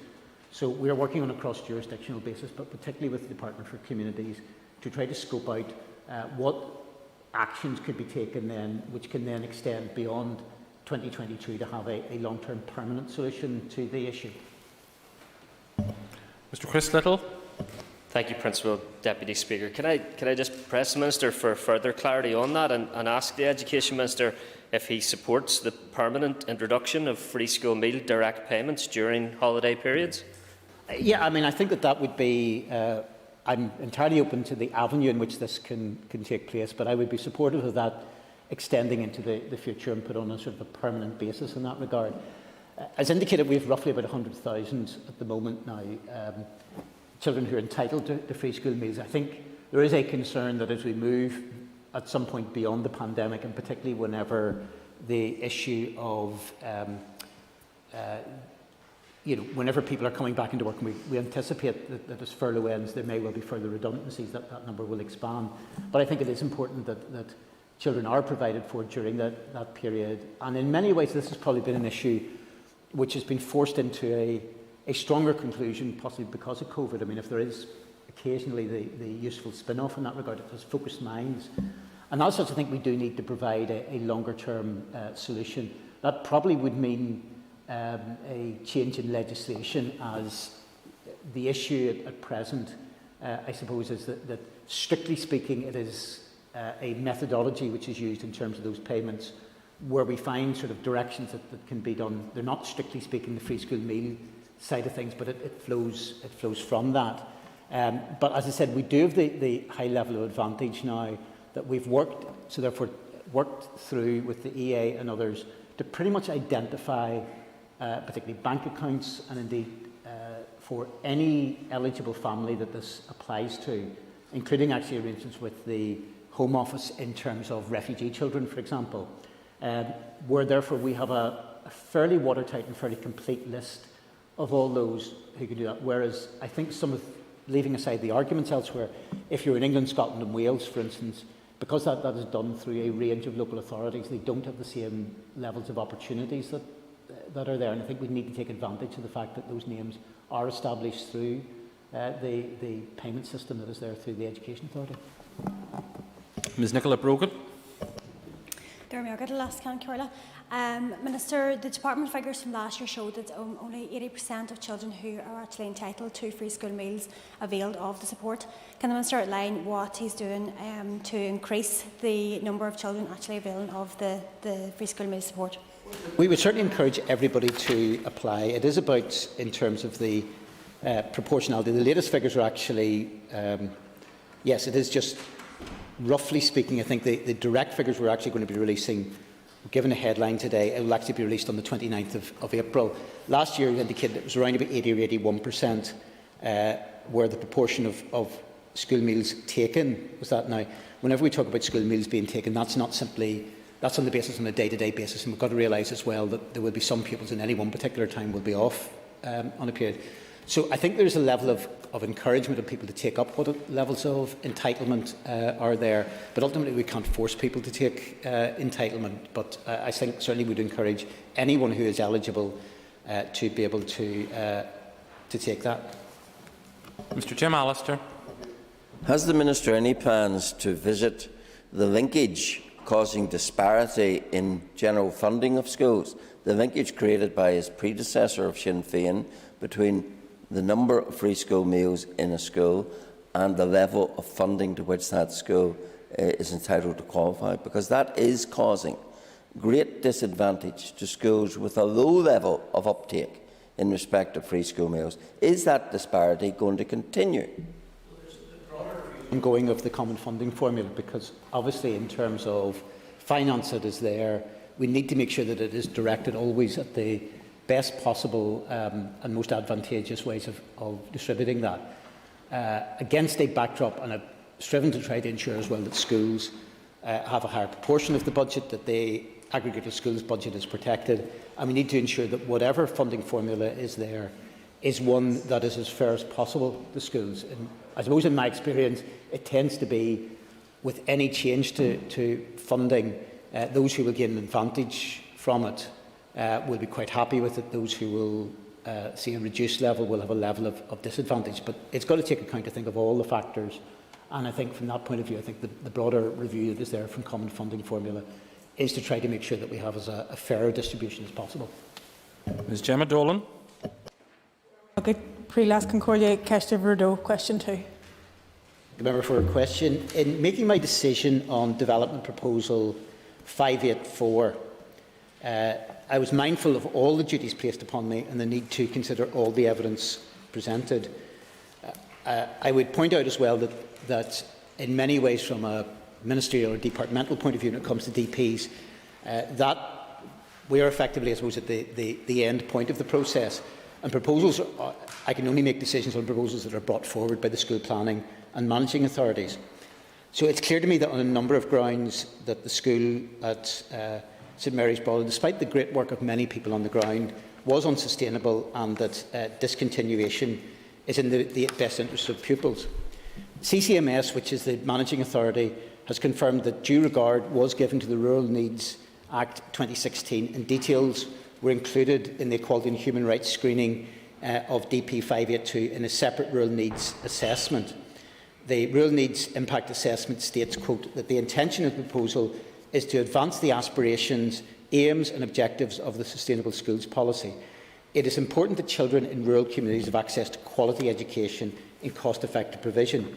CCMS acknowledged in the screening of the proposal that the potential impact of closing St Mary's Brolin on the local rural community. And I think while it's recognised that the closure of any school is upsetting for a local community, difficult decisions do have to be made, and they've got to be made actually in the best interest of the children rather than necessarily the institution. This decision allows these pupils to have access to a broad and balanced curriculum, and is afforded to other primary, post-primary pupils across Northern Ireland. Ms Dolan. And I thank the Minister for his answer, and I have a declaration of interest as a past pupil of St Mary's. Cláiste Colmkill, Ballyshannon and Maenia College in Bundoran are both closer to St Mary's Brala than any post-primary school in Fermanagh. I've raised this with the Donegal Education and Training Board, and in a response to the Donegal ETB, the CCMS recognised that these schools may be schools that parents and children are wishing to consider, and agreed to have the locality education advisor liaise with the school's principal and Donegal ETB. Is this something you could also facilitate and support? Happy to look into how it helps any individual pupil. I mean, I think from that point of view, there will be a number of pupils who live very close to border areas who, in either direction, may well be seeking education outside of, if they live in Northern Ireland, into the Republic of Ireland or vice versa in that regard. So we'll be happy to see what can be done to facilitate that. This is ultimately about trying to ensure that there is the level of choice that is there for pupils. And we left, particularly as regards St Mary's Brala, where in terms of the number of subjects that were able to be offered within St Mary's Brala was of a nature that was well below what the entitlement framework suggested. And also for those pupils who were attending, particularly in the examination years, in years 11 and 12, that 60% of those pupils in last year had to travel to at least another school at some stage during the week to be able to avail of subject matter. So it is, I can appreciate, a painful case, a painful situation where there is any school closing, but we actually need to ensure that the opportunities that are there for children in Brala are the same as can be provided elsewhere. If that can be provided by way of movement to a location which is in the Republic of Ireland in terms of some of those pupils, I'm sure that will be looked at in terms of, as happens in other occasions. Mr Daniel McCrossan. Mr Principal, Deputy Speaker, and thank you to the Minister for the answers to his questions so far. Minister, this is, as you've said, a very painful case that is hitting very hard in the local community that it affects, and people are very much annoyed by it. Minister, can you give reassurance to this House that every possible avenue has been explored to save this school, and is this really the only option that's left given the circumstances of this case? I thank the member for his question. Look, let us put this in a little bit of context. Not only were the pupils at Brala not able to access, by a long way, I think they were sitting on maybe 11 or 12 subjects at that level, the full range of topics. It was also the case, as indicated, that there were movement of 60% of the pupils at that level towards other schools for at least part of the week. But also we were in a position in terms of St Mary's Brala where those attending, I think at the time the decision was taken, there were 67 pupils in the post-primary. Now, whenever you take into account where the thresholds, the normal threshold for a post-primary school that is regarded as a general rule of thumb as regards sustainability, is that years 8 to 12 there should be 500 at it. And I appreciate there will be circumstances where some schools are a bit below that. But whenever you're catering for a little bit over 10% of what should be the minimum threshold, that is simply just not something that's sustainable. It is clear that down the years, because the issues of St Mary's Brala has been one which has been on the agenda in terms of a range of options for, I suspect, most of the last decade. I remember one of the predecessors in Fermanagh South Tyrone, his party colleague Richie McPhillips, who had a range of suggestions which were all explored as well in terms of that. But there comes a point where in terms of being able to provide that level of education for young people, again, sometimes difficult decisions in terms of sustainability have to be met. But I can entirely understand the concern that will be there in any school whenever there is a potential closure that has been mooted. Mr Jonathan Buckley. Deputy Speaker, and thanks to the Minister for his answers thus far. Minister, could you potentially outline the recognition which is given to reality when considering thresholds for sustainability of schools? Well, as indicated, I think in post-primary education, I suppose there are principally two objectives in terms of the numbers that are there from the point of view of, as I mentioned, about an intake of 100 an overall cadre of 500, and also the impact it has on the entitlement framework, because it's about the level of choice. There is, I think, very specifically within the primary sector, much more of a clear differentiation, so that within a primary school, within what is counted as an urban setting, it is 140 is the recommended minimum threshold number. Within a primary school within a rural area, it's 105. So there is perhaps that more direct relationship, because obviously, particularly for primary schools, there's an expectation that for children to have to travel long distances is more problematical for very young children than it is for post-primary level. But even if we take those figures, we were in a situation where, in terms of St Mary's Brala, that the numbers attending and had been attending for a number of years, and it is a scattered rural community, so it is not, to be fair, that there was some vast pool of untapped numbers of children. But the numbers attending at a post-primary school in a rural setting were less than 2/3 of the minimum for a primary school within a rural setting. So again, I think that really becomes unsustainable. It is the case that in terms of rural needs, it is one of the factors which is taken into account. And I can appreciate there's probably within an urban setting a little bit more of fluidity. And I would also indicate as well that last year there was an amendment, largely speaking, made to what definition of rural and urban was. There was an old definition within education of urban being purely Belfast and Londonderry. It's now been extended to actually cover, to deal with some of the anomalies where there are large areas of population, large settings. But even with that, whatever way you count it, and you count it on a rural basis, unfortunately St Mary's Brala simply just wasn't meeting the criteria on a range of subjects. Mr. Alex Easton. Mr. Principal Deputy Speaker, question number 3. So, when an EA property becomes vacant, it may be put to alternative use, retained for a future educational use, or disposed in line with current guidance from Land and Property Services. It's normally where disposal takes place. Then there is a sort of a pecking order where an option is first of all seen whether there's any other educational benefit that can be used. It would then be offered either on the basis of social enterprise or community group or other government department, and finally then, if there's no interest in that point of view, to a commercial setting. Specifically, the former Cotton Primary School near Newtonards is being retained by the Education Authority for potential use by Children and Young People's Services for special educational purposes. It is under consideration for additional special school provision, and the review in terms of its usage is ongoing. Mr. Easton. Thank the Minister for his answer so far. Can the Minister outline the same pressures that have warranted the building being considered for use? And could he also give a guarantee that he could secure the site as the place has been wrecked? Well, certainly, I think, I suppose I'll maybe take the first point first. So there's a significant additional placements are required for September 2021 for children and young people with statements of special educational needs in special schools. I think there is a virtuous situation where also, I think it's also the case that specialist provision in mainstream schools, and I think down the years we've seen an expansion both because of additional statementing, but also children who maybe, if we go back 10, 20, 30 years, would not have been in a position to go to school, are actually much more able to do that. So, as I said, that has arisen, I think, also from a combination of the EA clearing a substantial backlog of statutory assessments. There was a period where there was extremely long waiting list. That has been largely got down. And also there is a yearly trend of increasing numbers of children and young people with SEN with more complex needs. There's been a 5% increase, for instance, on last year.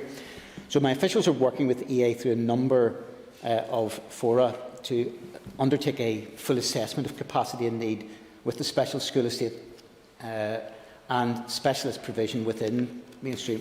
In terms of any physical destruction to the building, obviously we've got to make sure that anything is fit for purpose. So I will raise that with officials to see what actions are getting taken to try to secure the site, to make sure that, and there's always the risk with any level of vacant sites, that it is secure, that it is not, as much as possible, subject to any level of vandalism as we move ahead. Ms. Rachel Woods. Mr Deputy Speaker, and I thank the Minister for his answers so far. And on the same thread of site disposal, can I ask the Minister for any update he has on future plans for Priory Integrated College site, which is currently in Hollywood, if and when the school should move to Redburn Road? In terms of that, I will specifically, I will get the information for the member in terms of the detail of that and write to her on that. Clearly, as part of the overall, as Priory is one of those projects which has been green-lighted in terms of Fresh Start money. Therefore, there will be, in terms of the change of location, which can hopefully then allow Priory to further grow and flourish.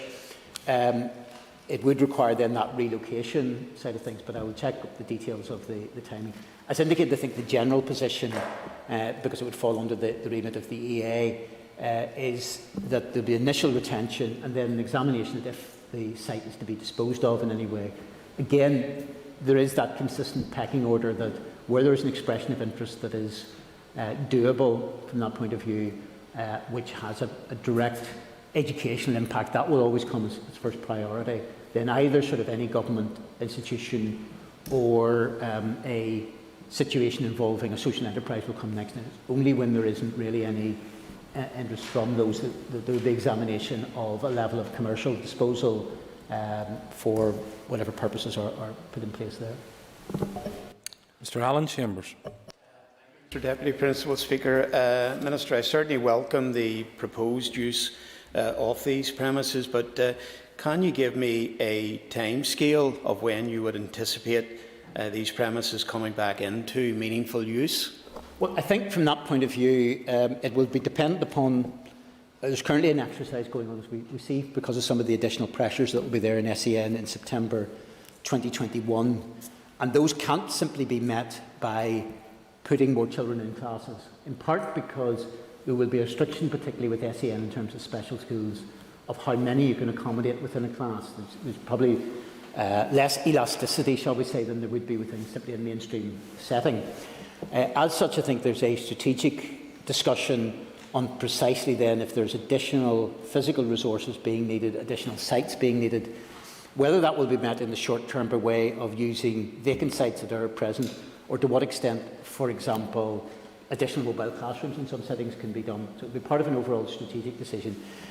Therefore, I think very particularly from the point of view of September 2021, decisions will be taken fairly swiftly to try to ensure then that what we have in the way of a school estate is compatible with the needs and pressures. So I would anticipate from that point of view that decisions will be taken fairly shortly.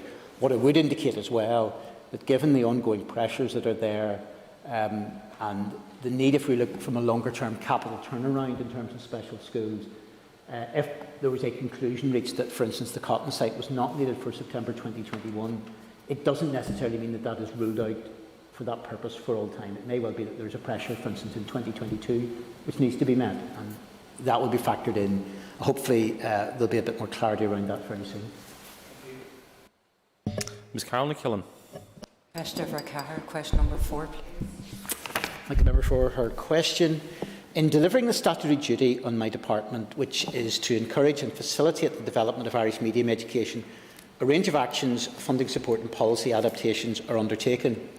My department seeks to respond positively to parental demand for Irish medium provision and works to meet the needs of the sector, for example in considering home-to-school transport requirements and school requests for temporary variations to their approved numbers. All policy areas across the department consider whether any policy adaptation could support the delivery of that statutory duty. Additionally, a range of bespoke sector-specific investment is provided to support the development of Irish medium education.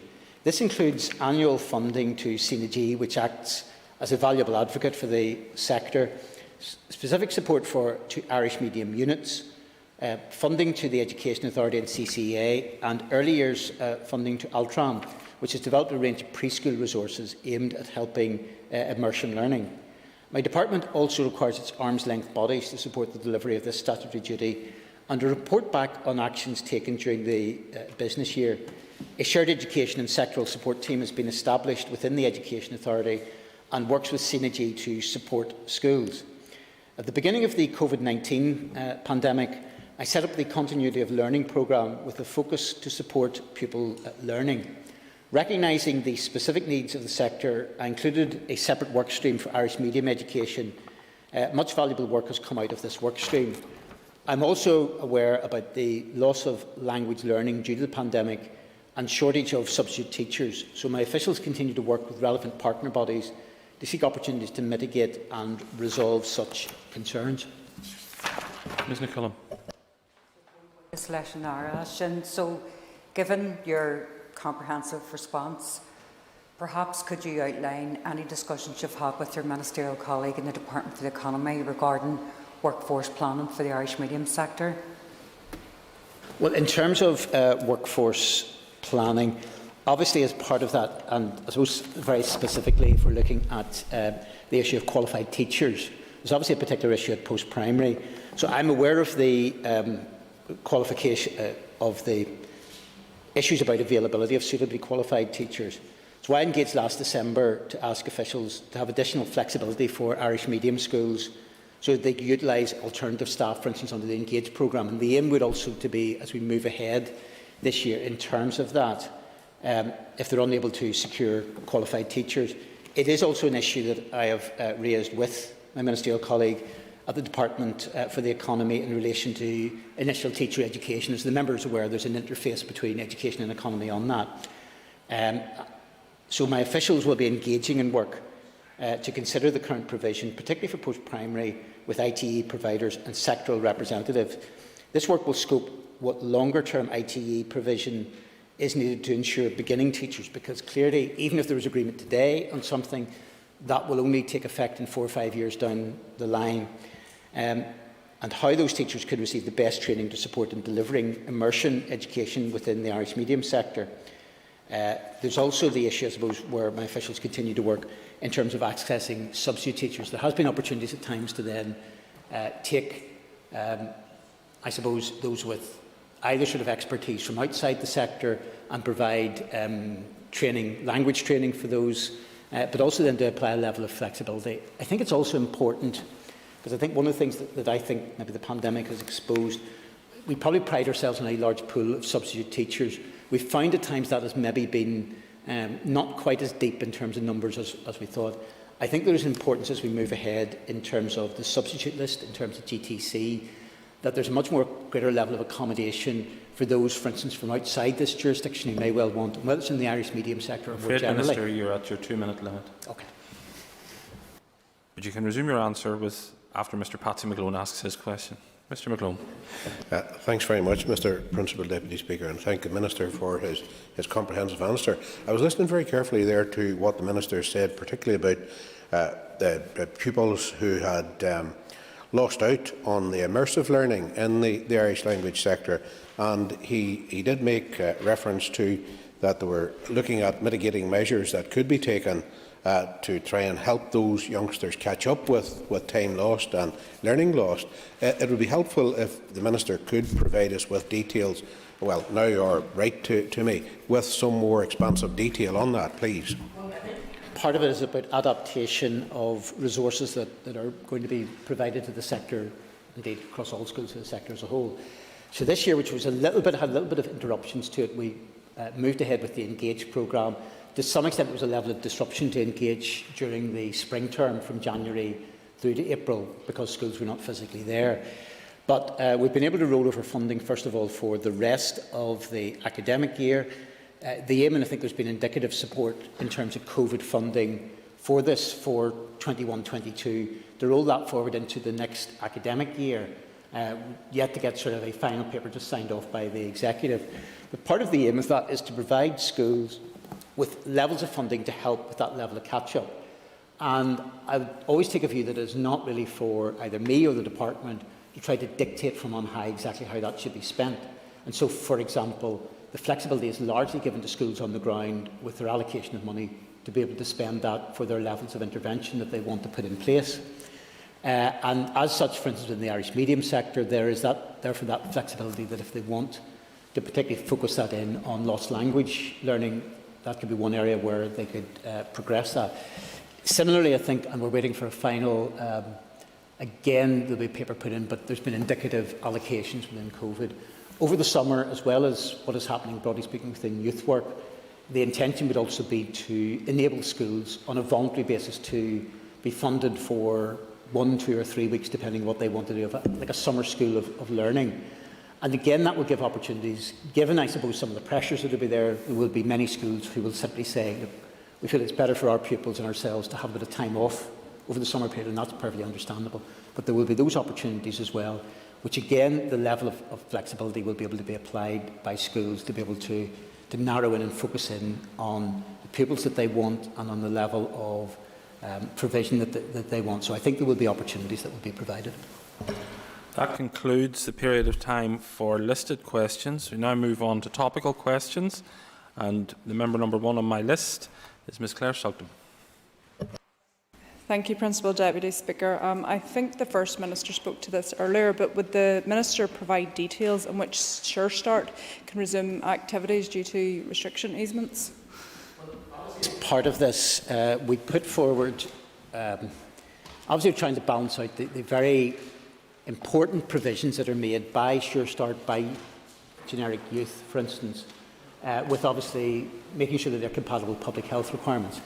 As such, while, and I think it's probably the case that the focus tends to be on the youth side of it, there was a paper put to the Executive on the restart of those facilities, which was passed before Easter, and the green light has been given to Sure Start.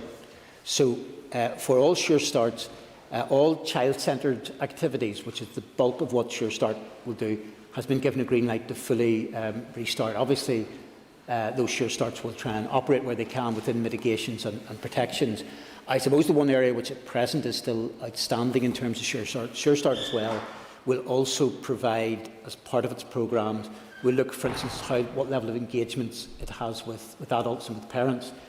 As yet, from the public health point of view, because that is where there's a greater level of risk, as opposed to very, very young children. As such, there hasn't been directly a green light's been able to give into those. So it is about a phased restart, but it has been agreed by the Executive for a full restart in terms of all child-centred activities. And it's important, particularly given that Sure Start is largely focused in on areas with higher levels of social deprivation, that the damage that was being done, unfortunately, had to be done because of actually some of the provisions that had to be put in place. We're starting at least to reverse those. Ms Sugden. Thank you for the your answer, Minister. That was going to be my follow-up. Will this include families? Because I think you rightly point out that provision is what has been missing, and certainly in correspondence that I've received, it's affecting our communities. So, can we expect a time frame of when we can get to that next phase so that families can be included, even on an outside basis? Can we meet in groups with families face to face outside? Point of view, we will continue to be pushing in relation to it. Obviously, the concern that will be there from a public health point of view, and it is a question of getting support from the Department of Health. I will not certainly be any sort of barrier to that. Will be whether it's within schools or within Sure Start, or else, but particularly whenever you've got very, very young children, there is very little risk that is there from the point of view of transmittability, and as well as that, the value of the intervention probably outweighs any level of the risk. Where we find, I suppose, within schools or indeed within Sure Start, the bigger dangers are adult-to-adult transmission, so that would be a slightly higher hurdle to overcome. But certainly as we move towards gradually easing of restrictions, I believe that will come. I don't have a definitive date for that at this stage. Mrs Sinead McLaughlin. Thank you, Mr Principal Speaker. Minister, can you confirm whether the AS grades awarded in 2021 academic year will count for next year's A-level grades? Thank you for the question. And obviously, as the members are aware, what was previously awarded in 2020 doesn't count towards 2021.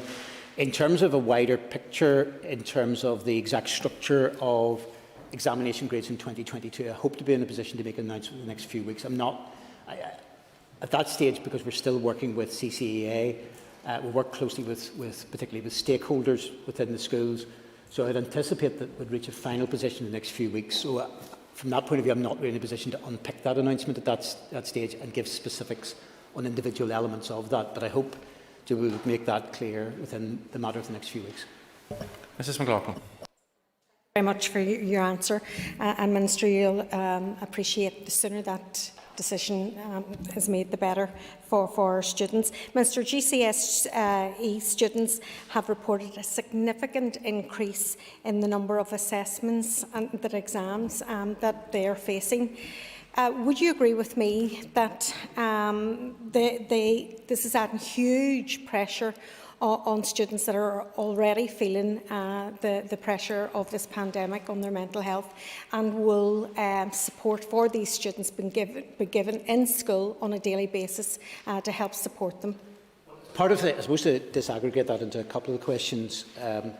What has happened in terms of assessments is, first of all, that provision is being made available for assessments. However, the concept, I think, in relation to qualifications is that these are to be evaluated by the school, that assessments themselves, first of all, are not compulsory, so they can use any evidence during the period in question.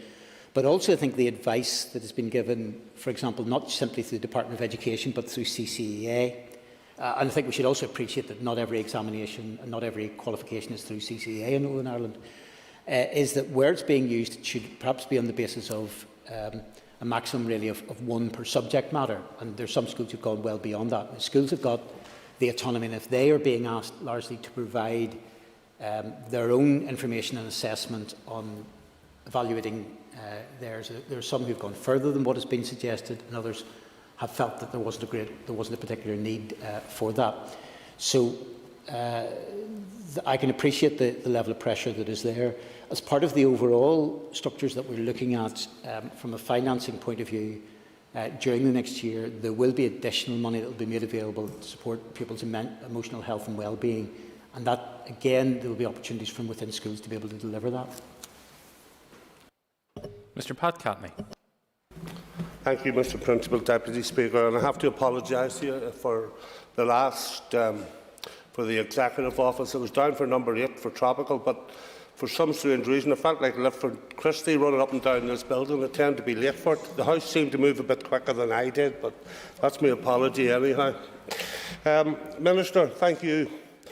Can the Minister provide a justification as to why 11 of the 39 recommendations of the Independent Review of Integrated Education will not be taken forward, please? The specifics of that, in terms of a range of some of the process is being currently, there are some, if you like, which can be taken forward and brought into place.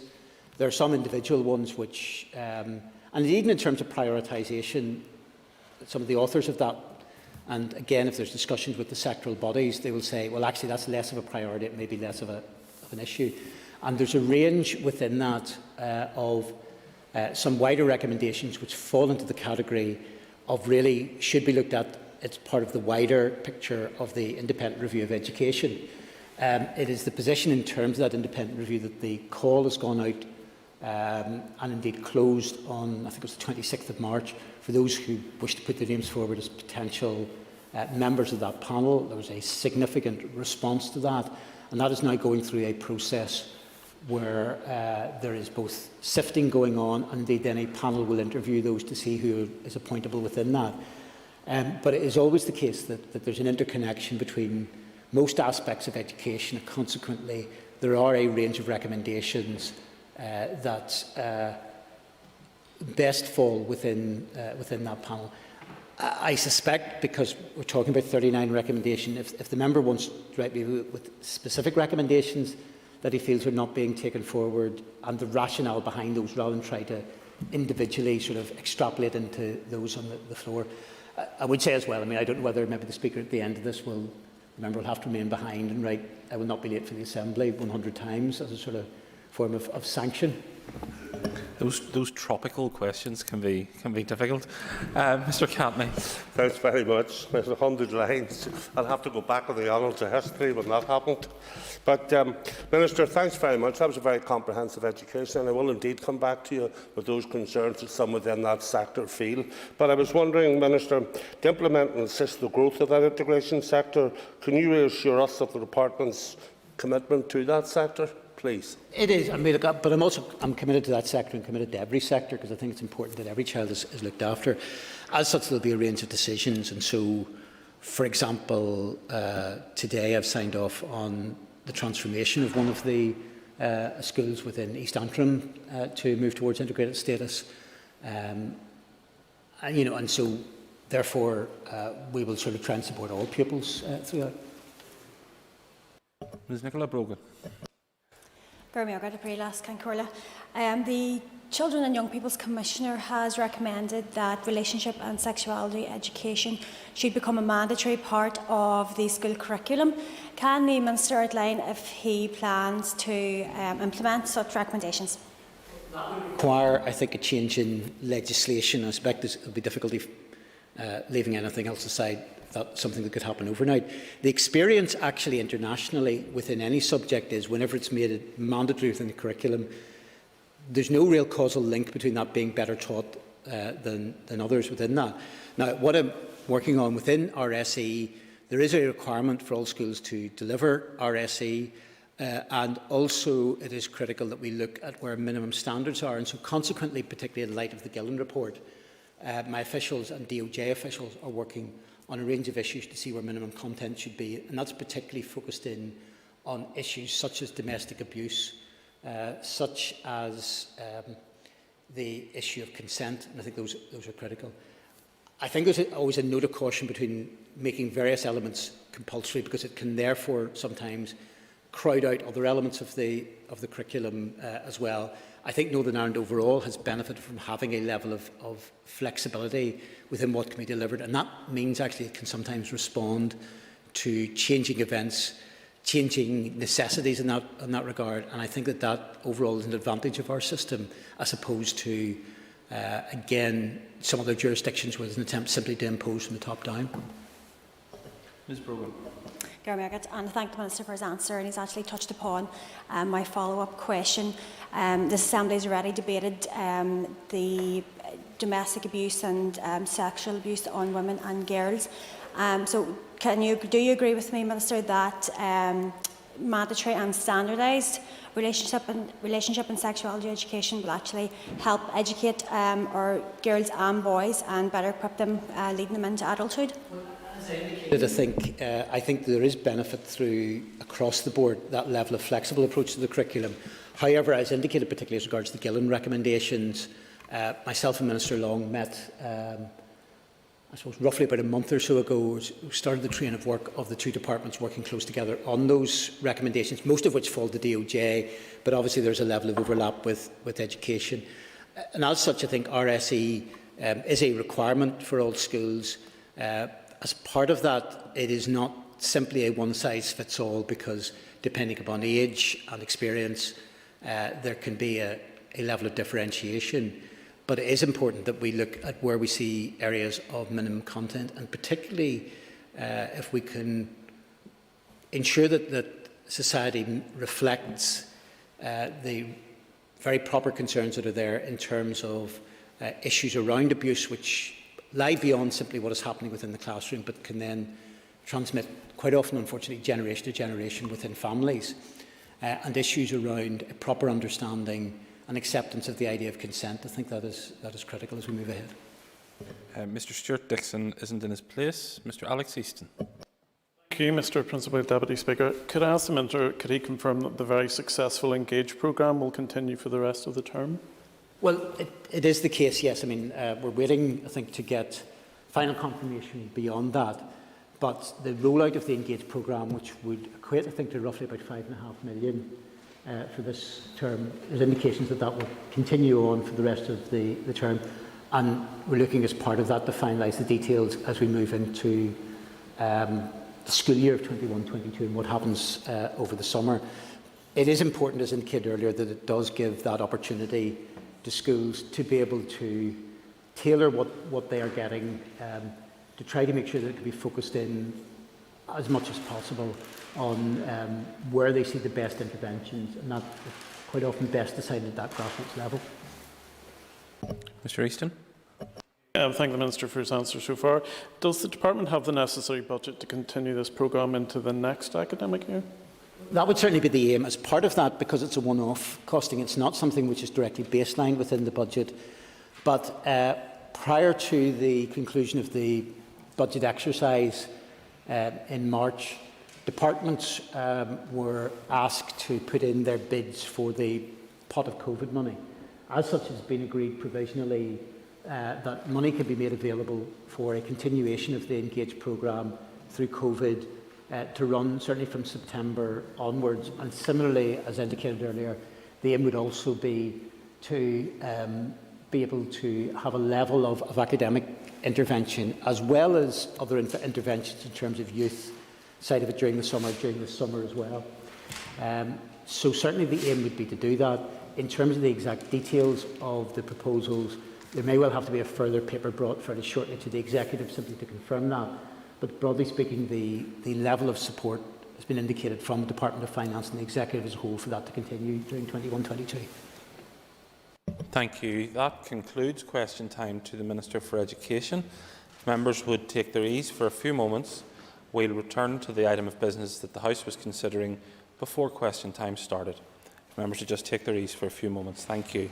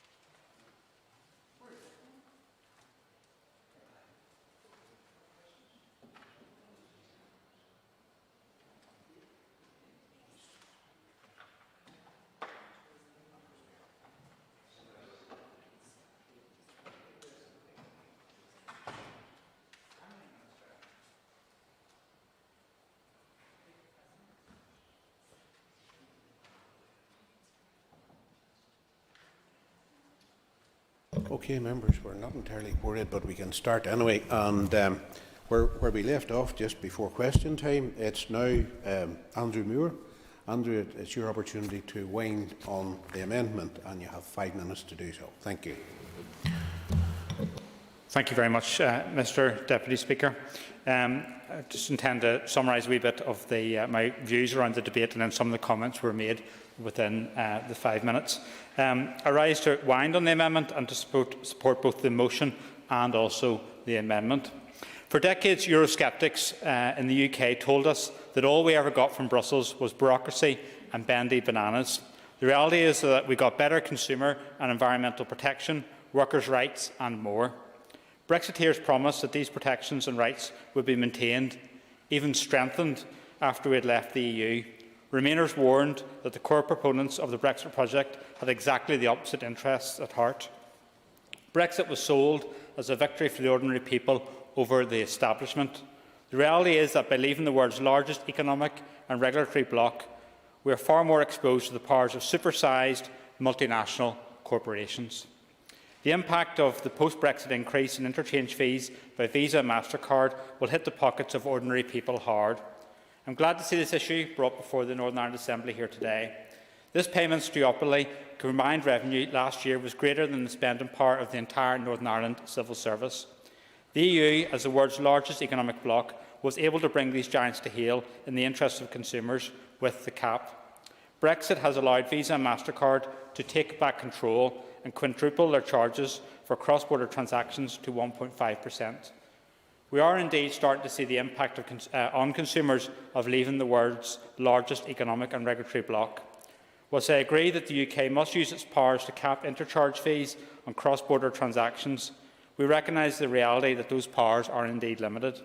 As well as using its own power, the UK should engage with the EU in efforts to reach a reciprocal agreement to reflect the status quo that was in place prior to Brexit. Since the 1st of January this year, Alliance, as my colleague Stuart Dixon has outlined earlier, has been calling for practical solutions to the very real problems caused by Brexit. We have called for mutually agreed extensions to grace periods, a veterinary agreement to reduce the need for SPS checks, and practical solutions to the issue of groupage. We can add the issue of interchange fees to the long list of those that need to be dealt with. However, given the direction of travel of the UK's relationship with the EU over the past few months, I do not hold out much hope. In terms of some of the comments made through the debate as someone who is winding on the amendment, I do have to recall that the comments were made about the Brexit deal that we have at the present moment in time, that the DUP did have an opportunity to shape that deal over many years when it was part of a confidence and supply agreement with Theresa May, but it failed to do that and left us with a hard Brexit. The situation we are debating here today in terms of the credit card fees is Brexit. The protocol is Brexit. Despite what Mr Free said, the protocol has nothing to do with Brexit. We are living here in Northern Ireland with the consequences of Brexit. And to blame those who opposed Brexit and warned of the consequences of Brexit is frankly ludicrous. Another comment was made by Mr Stalford in relation to the fact that both the shed and the house is on fire and blaming us for bringing emotion around this. I think the question would have to be asked that in terms of the challenges being posed and arising from Brexit, who bought the petrol and who thought it was a good idea to pour that over our economy? It wasn't the Remainers. Yeah. It is at least progress that, while I wouldn't accept all the analogy, that certain DUP members are at least acknowledging now that the shed is on fire. It is indeed. I think they have to take responsibility for the outcome of Brexit. And yes, no problem. Lectured a lot about dialling down the rhetoric, and at this time I don't think it's appropriate to talk about sheds and fire and getting the petrol. Foolish language. I thank the member for his intervention. He wasn't here earlier during the debate when his colleague actually raised the issues. As Mr O'Toole outlined during the debate, services are excluded from this, and we're living with the impact of services not being included as part of the Brexit deal. John Stewart also referred to the fact that this is unjustifiable profiteering and it is unacceptable, and I entirely agree with that. Sinead McLaughlin and also Stuart Dixon raised the issue in relation to roaming charges. They are a significant issue, and as we found from Finland, they are already looking at bringing those in from May. So we're living the consequences of Brexit. And in closing, Pat Catney made a remark in terms of the impact of charges on border consumers and also on businesses. This is the real impact of Brexit. What we need to do is find solutions going forward as a result of the hard Brexit pursued by the United Kingdom Government. Thank you. Agus na siadam Sir John O'Dowd. Le conclude Giano Gis Barakla de Hall John. Call John O'Dowd to. And I rise to wind on the motion and on the amendment which we are accepting, because I think what needs to be quite clear is there needs to be a clear message sent out to all those who have power to change what is planned here, that they should do so and change it. And we're particularly speaking to governments, whether they be the UK government, whether they be governments in Brussels or wherever it may be, but particularly we're speaking to MasterCard and Visa, who have come forward and said they're going to put their hands into the pockets of consumers and small businesses and take out their hard-earned money.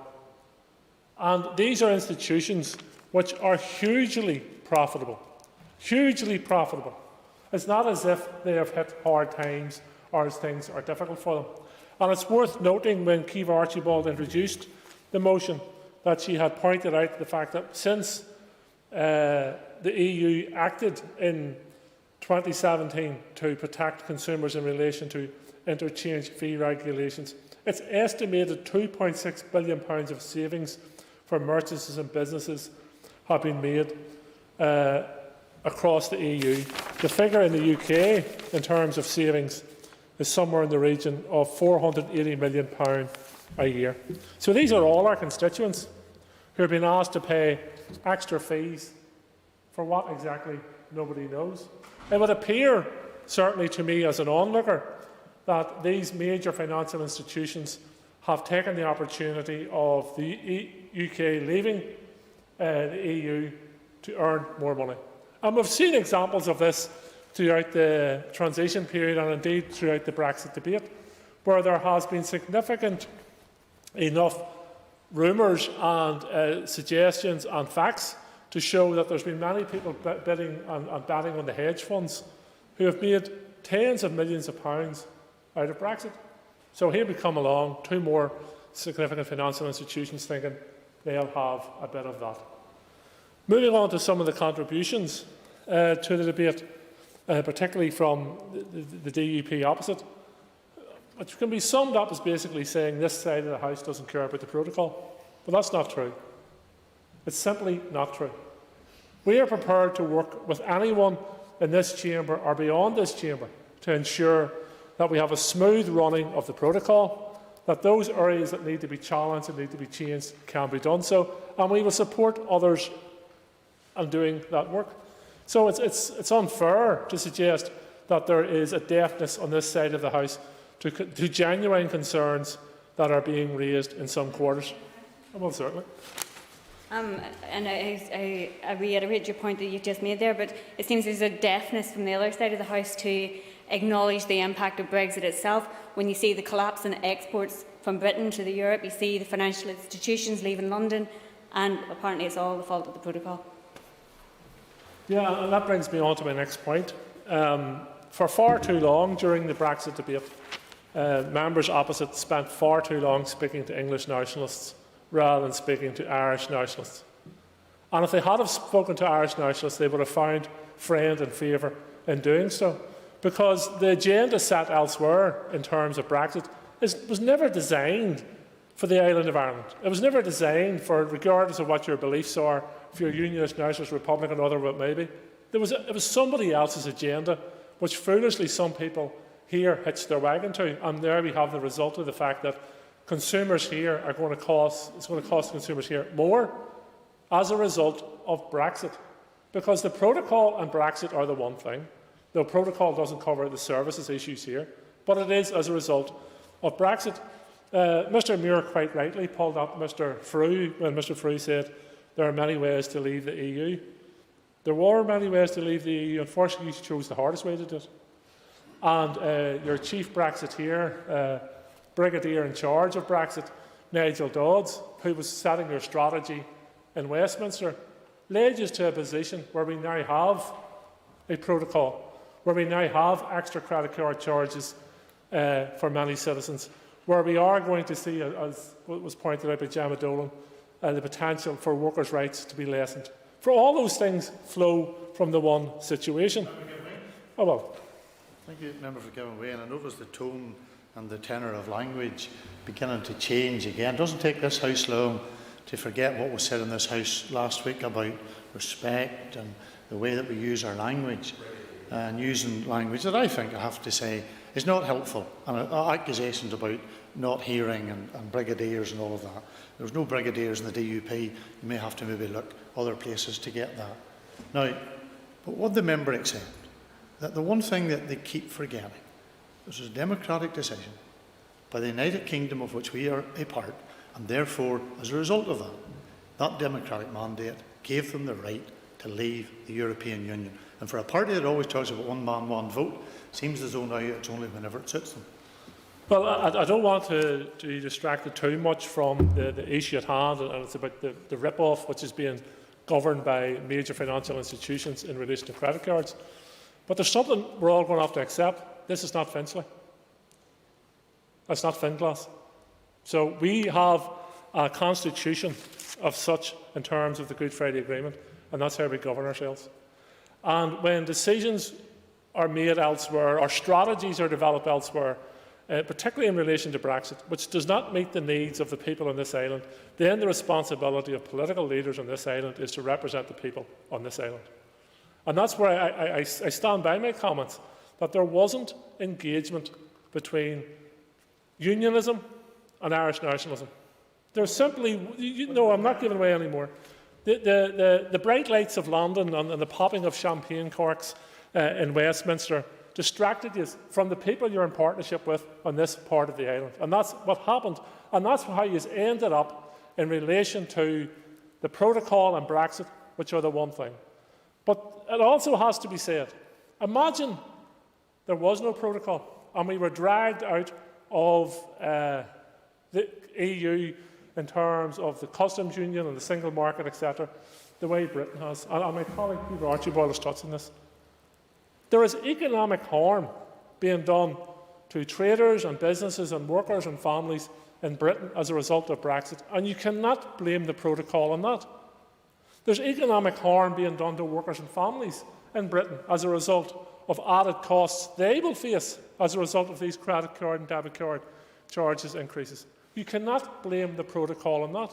So there's going to have to be an acceptance in certain quarters of where the problem is, and when you accept what the problem is, then you can try and solve the problem. But I stand by also what I said towards the start of this debate. We are prepared to work with any party and parties in this chamber to ensure that the pressures that are a result of Brexit, whether you call them protocol or whatever you may be, can be resolved. But we're also insisting that the opportunities that come about as a result of Brexit are exploited, and that where there's an opportunity to create jobs, create new businesses, create prosperity for the people we serve, then they have to be exploited. There cannot be a turning of the eye or a blindness to that. They have to be exploited to ensure that the people we represent are given good jobs, well-paid jobs, and have a future. So let's do that together as well. But in concluding, last conclude, the motion and the amendment are about protecting workers, families and businesses from being ripped off by large credit card companies who are seeing an opportunity to make tens of millions of pounds as a result of Brexit on the backs of hard-working families and businesses. And I think it's only right that this Assembly stands as one and supports both the motion and the amendment. I note both the DUP and the Ulster Unionist Party said they'll not divide the House over that. I welcome that. I think that's good, and that sends out a strong message. But it also allows us to look at other areas where we can work together to ensure that the people we represent aren't being ripped off. Thank you. Thanks very much, members. The question now is that the amendment standing in the names of Stuart Dixon and Andrew Muir be made. All those in favour say aye. Aye. Contrary, no. The ayes have it. The ayes have it. The question that follows is that the motion as amended be agreed. All those in favour say aye. Aye. Contrary, no. The motion as amended is now carried. Thank you.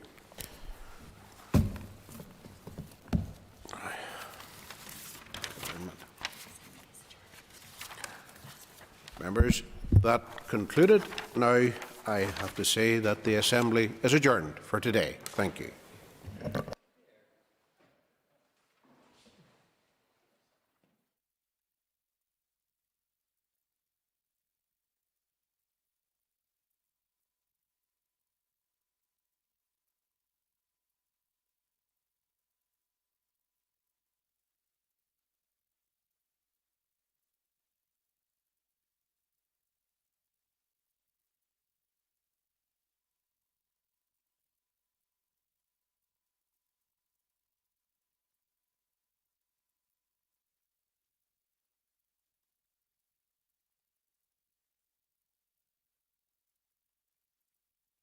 Is the Northern Ireland Assembly Plenary Programme Sound?